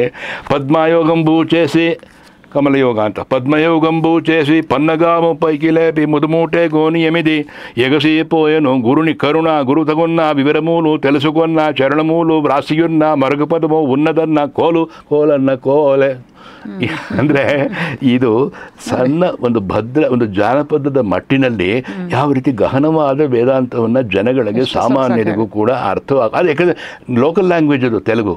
ಶ್ರೀನಿವಾಸಪುರ, ಕೋಲಾರ ಡಿಸ್ಟ್ರಿಕ್ಟು ಎಲ್ಲ ಜನಪ್ರಿಯವಾದದ್ದು, ಕೋಲಾಟ ಕೂಡ ಜನಪ್ರಿಯವಾದ ಉಪಯೋಗಿಸ್ಕೋಬಹುದು. ಎಷ್ಟು ಚೆನ್ನಾಗಿದೆ ಇದು. ಯಾಕೆ ನಾವು ತಂದಿದ್ದೆ పూర్వమునే చేసి నట్టి పాపకర్మములు పోయా భద్రమున నిద్రాలోన భయము లేదాయా ధరణిలో శ్రీ రామకృష్ణ నిబోధ ಗುಪ್ತಮಾಯ ಪ್ರಣವ ಭೇರಿ ಕೊಂಡ మీద ಓಂಕಾರದ ಭೇರಿ ಹೊಡಿತಾ ಇದೆ ಅಂತಾರೆ. ಎಷ್ಟು ಜನಕ್ಕೆ ರಿಯಲೈಸೇಷನ್ ಆಗುತ್ತೆ? ಕೋಟಿ ಧನಮು ಗನ್ನಾನು ಅದು ಯಾವ ಕೋಟಿ ಧನಕ್ಕೂ ಸಾಕ್ಷಿ ಅಲ್ಲ. ಅವನಿಲೋನ ಆಂಜನೇಯ ಸ್ವಾಮಿ ಕರುಣಗಲಿಗೇನಿನ್ನ ಆತ್ಮಲೋ ಪರಮಾತ್ಮ ಗುರುಡು ಆನತಿಚ್ಚೇನು ಕೋಲು ಕೋಲನ್ನ ಕೋಲು. ಇದಕ್ಕೆ ತಾವು ಏನಂತೀರಿ? ಈ ತರಹ ಒಂದು ಅಚ್ಚುಕಟ್ಟಾದಂಥ ಒಂದು ಅನೇಕ ತೆಲುಗು, ಕನ್ನಡ ಎಲ್ಲ ಭಾಷೆಯಲ್ಲಿ ಅನುಭವ, ಸಂಸ್ಕೃತ ಪೂರ ಸಂಸ್ಕೃತ ಇದೆ. ಈಗ ನೀವು ತೋರಿಸ್ತಾ ಇರೋ ಪುಸ್ತಕ ಸಿಗುತ್ತಾ ಈಗ ಯಾರಾದ್ರೂ ಬೇಕು? ಅದು ತುಂಬ ಪ್ರಯತ್ನ ಮಾಡಬೇಕು. ಅದನ್ನೇ ನಾನು ಹೇಳೋಣ ಅಂದ್ಕೊಂಡೆ. ಇದನ್ನು ಹೇಗೆ ಇದು ಮಾಡ್ತೀನಿ, ಏಕೆಂದರೆ ಕೆಲವೆಲ್ಲ ಪೇಪರ್ಗಳು ಹಾಗಾಗಿ ಹರಿದು ಹೋಗ್ತಾ ಇದೆ. ಕಷ್ಟಪಟ್ಟು ಪಬ್ಲಿಕೇಶನ್ನು ಹೇಳ್ತೀನಿ. ಪ್ರಭಾಮುದ್ರಣಾಲಯ ಪಬ್ಲಿಷ್ ಮಾಡಿದ್ದು ಆಂಜನೇಯ ಸ್ವಾಮಿ ಆಶ್ರಮ, ಘಟ್ಟಹಳ್ಳಿ, ಹೋಳೂರು ಹೋಬಳಿ, ಕೋಲಾರ ಡಿಸ್ಟ್ರಿಕ್ಟ್. ಇದು ಪಬ್ಲಿಕೇಶನ್. 4ನೇ ಮುದ್ರಣ 1973 ಇನ್ನೂ ಎಷ್ಟೋ ಆಗಿರ್ಬೋದು ಅಂತ ಅನ್ನುತ್ತೆ. ಪ್ರಭಾಮುದ್ರಣಾಲಯ ಕೃಷ್ಣಾಚಾರ್ಯರು ಅಂತ ಇದ್ರು, ಅವರು ಪ್ರಿಂಟ್ ಮಾಡಿದ್ರು. DVG ಅವರ ರಾಮಾಯಣ ಎಲ್ಲ ಅವರೇ ಕೃಷ್ಣಾಚಾರ್ಯರು ಮಾಡಿದ್ದು. ₹6 ಆವಾಗ ನನಗೆ ಸಿಕ್ಕಿತ್ತು ಈ ಪುಸ್ತಕ. ನಿಮ್ಮದೇ ಪುಸ್ತಕ 50 ವರ್ಷ ಆಗಿದೆ. 54 1970 ತೊಗೊಂಡಿದ್ದು. 54 ವರ್ಷ ಆಯಿತು. ಸರಿ ಸರಿ.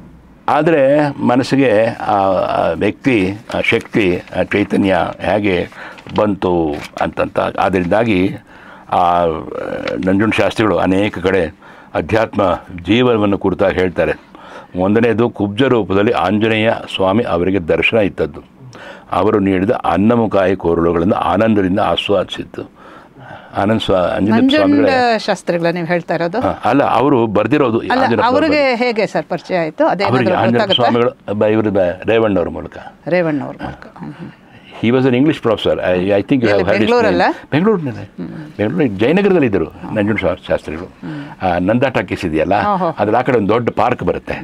ಅದು ಅವ್ರ ಮನೆಗೆ ಹೋಗಿದ್ದೆ, ನಿಮ್ಗೆ ಗೊತ್ತಾಯ್ತು. ಆ ಮನೆಗೆಲ್ಲ ನಾನು ಅನೇಕ ಸತಿ ಹೋಗಿ ಮಾತಾಡಿಸಿದ್ದೆ ಅವ್ರನ್ನ. ಅದೇ ಗೊತ್ತಾಗಲ್ಲ, ಅವ್ರ ಬಗ್ಗೆ ಸ್ವಲ್ಪ ಬರೀಬೇಕು, ಮಾಡ್ಕೋಬೇಕು, ಗೊತ್ತಾಗಲ್ಲ. ನಾನು ಈ ಕಡೆ ಇನ್ನೆಲ್ಲ ಇದ್ಬಿಟ್ಟು. ಆಮೇಲೆ ಎರಡನೇದು ಗೌರಿ ವಲ್ಲಭಳು ಪ್ರತ್ಯಕ್ಷವಾಗಿ ಆಂಜನೇಯ ಪರ್ವ ನಾಲಿಗೆಯ ಮೇಲೆ ಬೀಜಾಕ್ಷರ ಬರೆದು ಶಿವಪಂಚಾಕ್ಷರಿ ಮಂತ್ರವನ್ನು ಶಿಸ್ತುಗಾ ಪಠಿಸಲು ಆದೇಶಿಸಿ, ಶಿಸ್ತುಗಾ ಪಠಿಂಚಿ, నువ్వు ఎక్కడ పోగలేదు, ಶಿಸ್ತುగా ಪಠಿಂಚಿ ಅಂತಾರೆ. ಚೆನ್ನಾಗಿ ಪಂಚಾಕ್ಷರಿ ಪಠಿಸಬೇಕು. ಮೂರನೇದು ಸಾಂಖ್ಯಾರ್ಥ ಸಂಸ್ಕೃತ ಸದೃತು ಪ್ರಾಪ್ತವಾಗುವಂತೆ ಮಾಡಿದ್ದು. ನೋಡಿ ಎಷ್ಟರ ಮಟ್ಟಿಗೆ ಅವರಿಗೆ ಸಿಕ್ಕಿದೆ. ಆಮೇಲೆ ಮೂರನೇ ಘಟ್ಟ, ಪರಮಾತ್ಮನು ಆಂಜನೇಯ ಸ್ವಾಮಿಗಳಿಗೆ ನೀಕು ತಗಿನ ಕಾರಣ ಗುರುರಾಯನು ವಚ್ಚುన్నారు, ಬರ್ತಾರೆ ನಿನ್ನ ಉದ್ಧಾರ ಮಾಡೋಕ್ಕೆ ಗುರುಗಳು, ಅವ್ರನ್ನ ಹಿಡ್ಕೊಬಿಡ್ಬೇಡ ಅಂತ ಹೇಳಿದ್ದು, ಭರವಸೆ ನೀಡಿದ್ದು, ಆ ಗುರುಗಳ ಮುಖದರ್ಶನ ಮಾಡಿಸಿದ್ದು.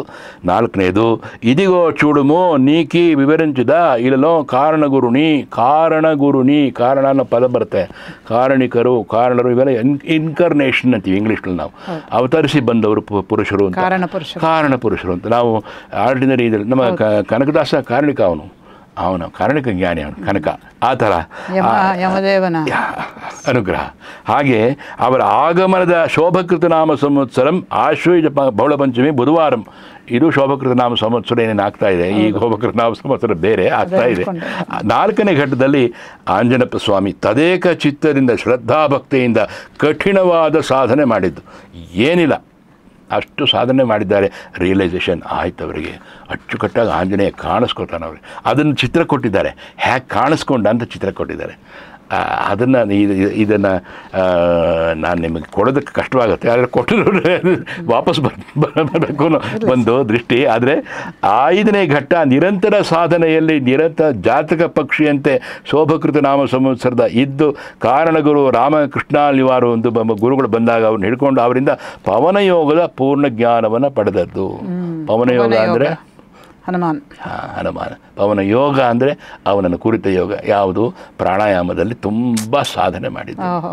ನಮ್ಮ ಕಣ್ಣೆದುರಿಗೆ ಮುಖ್ಯ ಪ್ರಾಣದೇವರು ಪೂಜೆ ಮಧ್ವ ಸಂಪ್ರದಾಯದವರು ಮುಖ್ಯ ಪ್ರಾಣ ತಂದುಬಿಡ್ತಾರೆ ಅವ್ರನ್ನ. ಹೌದು. ನಮ್ಮ ಕಣ್ಣೆದುರಿಗೆ ಇದ್ದಂಥ ತಿರುಮಲೆ ಕೃಷ್ಣಮಾಚಾರ್ಯ ಅಂತ ಯೋಗಿಗಳಿದ್ದರು, ಮಹಾನ್ ಭಾವರು.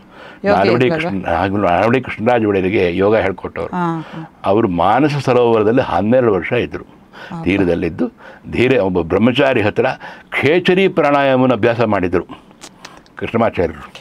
ಅದು ಇದಕ್ಕೆ ಇದು ಅಂತರಂಗ ಏನು ವಿಷಯಾಂತರ ಆಗೋದಿಲ್ಲ ಅಂತ ಅಂದ್ಕೊಂಡಿದ್ದೇನೆ. ಈ ಮಾತು ಬಹಳ ದೊಡ್ಡ ವ್ಯಕ್ತಿ ಕೃಷ್ಣಮಾಚಾರ್ಯ. 12 ಗಂಟೆಗೆ ಅವರ ಯೋಗಾಸನ ಕಮೆನ್ಸ್ ಆಗ್ತಾಯಿತ್ತು, ರಾತ್ರಿ ತಕ್ಷಣ ಕಮೆನ್ಸ್ ಆಗ್ತಾಯಿತ್ತು ಅಂತ ಮಹಾತ್ಮಾವರು. ನಾಲ್ವಡಿ ಕೃಷ್ಣರಾಜು ಪ್ರತ್ಯಕ್ಷ ಹೇಳಿ ಖೇಚರಿ ಪ್ರಾಣಾಯಾಮ. ಈಗ ತಾನು ನೀವು ಹನುಮಂತನ ಕುರಿತು ಹೇಳಿದ ಸುಂದರಕಾಂಡ ಹೇಳಿದರೆ ಅವನು ಖೇಚರಿ ಪ್ರಾಣಾಯಾಮದಲ್ಲಿ ಸಿದ್ಧಿ ಪಡೆದಿದ್ದ. ಅವನು ಖೇಚರಿ ಅಂದರೆ ಗೊತ್ತಿನ ಆಕಾಶದಲ್ಲಿ ಹೋಗೋರು, ಅದಕ್ಕೆ ಅಷ್ಟು ಸುಲಭ ಸಮುದ್ರೋಲ್ಲಂಘನ ಮಹಾಯೋಗಿ. ಖೇಚರರು, ಯಕ್ಷರು, ಗಂಧರ್ವರು, ಸಿದ್ಧರು ಇವರೆಲ್ಲ ಉಡ್ಡಾಯನ ವೃತ್ತಿ ಅಂತ ಹೆಸರು ಅದಕ್ಕೆ. ಉಡ್ಡಾಯನದಲ್ಲಿ ಹೋಗ್ತಾರೆ. ಹಿಂದಿನ ಕಾಲದಲ್ಲಿ ತಾಕತ್ತಿತ್ತಂಥವ್ರಿಗೆ. ಅದು ನಮ್ಮ ಹಿಂದಿನ ಕಾಲ ಅನ್ನೋಕ್ಕಿಂತ ಯೋಗ ಶಕ್ತಿ ಇದ್ದವ್ರಿಗಿತ್ತು. ಅದು ಹೇಳ್ಬೋಣ. ಅದು ಈಗೀಗ ಇರ್ಬೋದೇನೋ, ಭಾಳ ಗೊತ್ತಾಗಲ್ಲ, ನಮಗೆ ಕಡಿಮೆ ಆಯಿತು. ಆಮೇಲೆ ಈಗಿನ ಒಂದು ಸಂದರ್ಭದಲ್ಲಿ ಯಾಕೋ ಅದರ ಇರೋರು ಇದ್ದಾರೋ, ಋಷಿಕೇಶ ಕಡೆ ಲಡಕ್ ರೇಂಜ್ ಹಿಮಾಲಯದಲ್ಲಿದ್ದಾರೋ ಏನೋ ಗೊತ್ತಿಲ್ಲ, ಇರಲಿ.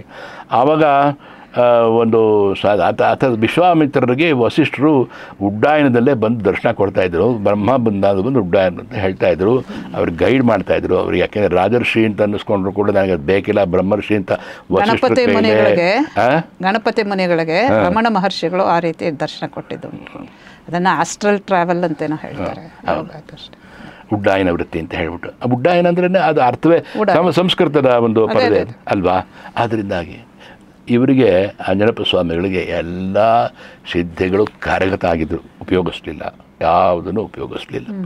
ಆಮೇಲೆ ಕಾರಣಗಳು ಉಪದೇಶದಿಂದ ಅವರು ಜ್ಞಾನ ವಿಜ್ಞಾನ ಪ್ರಜ್ಞಾನಗಳ ಪೂರ್ಣ ಫಲವನ್ನು ಜ್ಞಾನಂ ವಿಜ್ಞಾನ ಸಹಿತಂ ಹೇಳ್ತೀವಿ, ಸುಜ್ಞಾನಂ ಏಬಚ ಪ್ರಜ್ಞಾನಂ ಏಬಚ ಅಂತೀವಿ. ನಾವು ಮಂತ್ರದಲ್ಲೂ ಹೇಳ್ತೀವಿ. ಪ್ರಜ್ಞಾನ ಅನ್ನೋದು ಇನ್ನೊಂದು ಸ್ವಲ್ಪ ಅಚ್ಚುಕಟ್ಟಾದ ಲೆವೆಲ್ ಅಂತ ಹೇಳ್ತಾರೆ. ಜ್ಞಾನ ವಿಜ್ಞಾನ ಪ್ರಜ್ಞಾನ ಅಲ್ವೇ ತಮಗೆ. ಅದರಿಂದಾಗಿ ಆವಾಗ ಅಲ್ಲಿ ಧೀಶಕ್ತಿ, ಇಂಟೆಲೆಕ್ಟ್ ಅಂತ ಹೇಳ್ತೀವೋ ಅದನ್ನು ರಿಯಲೈಸ್ ಮಾಡ್ಕೊಳ್ತಕ್ಕಂಥ ಶಕ್ತಿ ಪ್ರಜ್ಞಾನ ಬಂದ ಮೇಲೆ ಬರುತ್ತೆ ಅಂತ ಹೇಳ್ತಾರೆ. ಯೋಗ ಸ್ಥಿತಿ ಎಲ್ಲ ಇದು ಆಂಜನೇಯಪ್ಪ ಸ್ವಾಮಿಗಳಿಗೆ ತುಂಬ ಆಗಿ, ಆಮೇಲೆ ಪರಮಹಂಸೆ ವ್ಯಕ್ತಿತ್ವದ ಸಂಪೂರ್ಣ ಚಿತ್ರ, ಅವತಾರದ ಘನ ಉದ್ದೇಶ, ಅವರ ಜೀವನದ ಗುರಿ ಮತ್ತು ಮಹಿಮೆ, ಅನೇಕರು ಒಂದು ಸಾಮಾಜಿಕವಾಗಿ ಅವರಿಗೆ ಅನೇಕರಿಗೆ ಒಳ್ಳೇದು ಮಾಡಿದ್ದು, ಸಮಾಜಮುಖಿ ಚಿಂತನವನ್ನು ನಡೆಸ್ತಾ ಇದ್ದಿದ್ದು ಆಂಜನೇಯಪ್ಪ ಸ್ವಾಮಿಗಳು. ರಿಯಲೈಸೇಷನ್ ಆದಮೇಲೆ ಗಟ್ಟಹಳ್ಳಿ ಬಿಟ್ಟು ಆಚೆ ಬರಲಿಲ್ಲ. ಹೌದಾ? ಈಗಲೂ ತಾವು ಹೋಗ್ಬೋದು, ಗಟ್ಟಹಳ್ಳಿ ಹೋಗಿ ಬರ್ಬೋದು, ಶ್ರೀನಿವಾಸಪುರ ತಾಲೂಕು ಹೋಗಿ ಬರ್ಬೋದು. ಶಕ್ತಿ ಇರುತ್ತೆ, ಶಕ್ತಿ ಇದೆ ಅಂತ ಹೇಳ್ತಾರೆ. ಅದರಿಂದ ಹೋಗಿ ಬರ್ಬೋದು. ಆಮೇಲೆ ಅವರಿಗೆ ಯಾವ ರೀತಿ ಅವನು ಪ್ರತ್ಯಕ್ಷ ಆದ್ನೋ ಆ ವಿಗ್ರಹ ಸ್ಥಾಪನೆ ಮಾಡಿದ್ದಾರೆ, ಅವರೇ ಸ್ಥಾಪನೆ ಮಾಡಿದ್ದಾರೆ. ಆಂಜನೇಯ ಸ್ವಾಮಿಗಳೇ ಸ್ಥಾಪನೆ ಮಾಡಿದ್ದಾರೆ. ಅವರಿಗೆ ಆಂಜನೇಯ ಸ್ವಾಮಿ ಹೇಗೆ ಕಂಡುಕೊಂಡು ಒಳ್ಳೆ ಅಚ್ಚುಕಟ್ಟಾಗಿ ಜೋರಾಗಿದ್ದಾನೆ ಅವನು, ಗುಜಾರಿ ಆಂಜನೇಯ ಏನು ಜೋರಿದ್ದಾನೆ ಅಂತೀರಿ ನೀವು. ಅದು ನೋಡಬೇಕು, ಇದರೊಳಗಿದೆ ಆ ಚಿತ್ರ ಇದೆ ಇಲ್ಲಿ. ಆ ರೀತಿ ಅವರಿಗೆ ಬಂದಾಗ ಆಮೇಲೆ ಹೆಸರಿಗೆ ಮದುವೆ ಅಂತ ಪಾಪಮ್ಮ ಅಂತ ಮದುವೆ ಆಗಿದ್ದು. ಆ ಎಮ್ಮನ್ನ ಯಾವ ರೀತಿ ಏನು ಮಾಡಬೇಕು ದೂರವೇ ಇದ್ದರು. ಅವರು ಸಂಸಾರ ಅನ್ನೋ ಕಡೆಗೆ ಗಮನ ಕೊಡಲಿಲ್ಲ. ಆಂಜನೇಯನ ಭಕ್ತನಿಗೆ ಪಾತಮುಕ್ತಕಪಲ್ಲಿ ಅನ್ನೋ ಜಾಗದಲ್ಲಿ ಮನೆ ಮಾಡಿ ಆಕೆಗೆ ಅನ್ನವಸ್ತ್ರಗಳಿಗೆಲ್ಲ ಏರ್ಪಾಡು ಮಾಡಿ, ಆಮೇಲೆ ಅನೇಕ ಒಂದು ಈ ಕಡೆ ಗಟ್ಟಹಳ್ಳಿಯಲ್ಲಿ ನೆಲೆಸಿದ ಮೇಲೆ ಅನಂತರ ಈ ಮಣ್ಣಲ್ಲಿ ಇರುವುದು ಕಣ್ಣು ಇಲ್ಲದ ಜರ್ರಿ, ಹಣ್ಣು ಬೆಲ್ಲದ ಸವಿ ಅದಕ್ಕೇನು ತಿಳಿಯೋದು. ಮುಕ್ತಿಕ ಉಪನಿಷತ್ತಿನ ಮಹಾತತ್ವ ಇದು ಅಂತ ಹೇಳ್ತಾರೆ. ಮಣ್ಣಲ್ಲಿ ಇರುವುದು ಕಣ್ಣು ಇಲ್ಲದ ಜರ್ರಿ, ಹಣ್ಣು ಬೆಲ್ಲದ ಸವಿ ಅದಕ್ಕೇನು ತಿಳಿಯೋದು. ಕೆಲವೆಲ್ಲ ಸವಿ ನಮಗೆ ತಿಳಿಯಬೇಕಾದ್ರೆ ಅನುಭವದಲ್ಲಿ ಮಾತ್ರವೇ ಸಾಧ್ಯ, ಅನುಭಾವದಲ್ಲಿ ಮಾತ್ರ ಇನ್ನೂ ಸಾಧ್ಯ ಅಂತಾರೆ. ಒಂದು ತುಪ್ಪವನ್ನು ತಾವು ಸೇವನೆ ಮಾಡ್ತೀರಿ, ಅಚ್ಚುಕಟ್ಟಾಗಿ ತುಪ್ಪವನ್ನು ಯಾವ ರೀತಿ ಸೇವನೆ ಮಾಡ್ತೀರಿ. ತುಪ್ಪವನ್ನು ಒಂದು ದೃಷ್ಟಿ ನಿಮಗೆ ಇಲ್ಲಿ ಅಚ್ಚುಕಟ್ಟಾಗಿ ಒಳ್ಳೆಯದಾಗಲಿ ಅಂತ, ಇನ್ನೊಂದು ಇಲ್ಲಿ ಮೇಧಾಶಕ್ತಿ ಆಗಲಿ ಅಂತ ಹಿಂದೆ ತುಪ್ಪವನ್ನು ಕೊಡ್ತಾಯಿದ್ರು, ಮೇಧಾಶಕ್ತಿ ಇದಾಗಿದೆ. ಆಮೇಲೆ ಮಂತ್ರಗಳನ್ನ ಸ್ತ್ರೀಯರು ಕೂಡ ನಿಮ್ಗೆ ಗೊತ್ತಿದೆ ಹೇಳ್ತಾಯಿದ್ರು ಹಿಂದೆ. ಮೈತ್ರೇಯಿ ಗಾರ್ಗಿ ಒಂದು ಉದಾಹರಣೆ ಆದರೂ ಕೂಡ ಕರ್ದಮೇನ ಪ್ರಜಾಭೂತ ಮೈ ಸಂಭವ ಕರ್ದಮ ಅಲ್ವಾ, ಆ ಥರ ಇದ್ದಾಗ ಅನೇಕ ತುಪ್ಪ, ಒಳ್ಳೆಯ ತುಪ್ಪ ಇದ್ದಾಗ ಆ ರಿಯಲೈಸೇಷನ್ ಅದರಲ್ಲಿ ಅನುಕೂಲ ಆಗ್ತಿತ್ತಂತೆ. ಅದನ್ನು ನಿಷಿದ್ಧ ಅಂತ ಹೇಳ್ತಾ ಇರಲಿಲ್ಲ, ಯಾವುದೋ ನಿಷಿದ್ಧ ಅಂತ ಹೇಳ್ತಾ ಇರಲಿಲ್ಲ.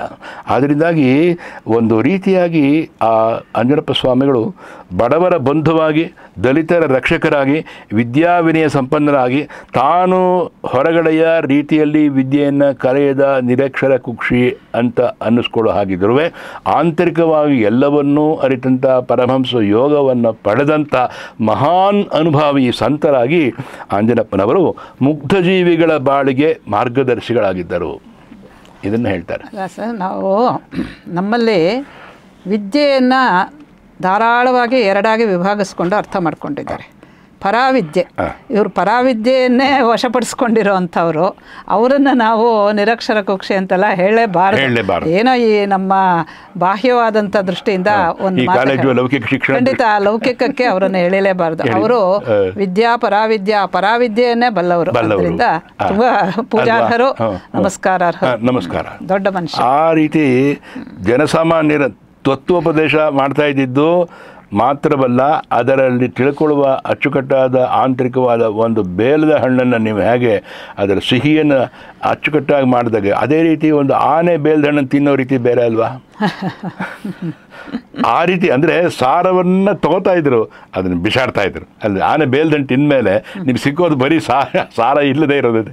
ಆದರೆ ಆ ಥರದ ಒಂದು ಜ್ಞಾನ ಇರತಕ್ಕಂಥ ಶಕ್ತಿ ಅವರಿಗಿದ್ದು, ತೊಂದರೆ ತಾಪತ್ರಯ ಜನಸಾಮಾನ್ಯರ ರೋಗ ರುಜಿನಗಳನ್ನು ನಿವಾರಿಸೋದು ಎಷ್ಟು ಅವರು ಮಾಡ್ತಾ ಇದ್ದಾರೆ. ಅದಲ್ಲದೆ ಅಹರ್ನಿಶಿ ಭಗವತ್ ಚಿಂತನ, ಆಗಾಗ ಭಗವಂತನ ದರ್ಶನ ಆಂಜನಪ್ಪನವರಿಗೆ ನಿತ್ಯ ವಿಧಿ ಎಂಬಂತೆ ಕೈಗೂಡಿತ್ತು.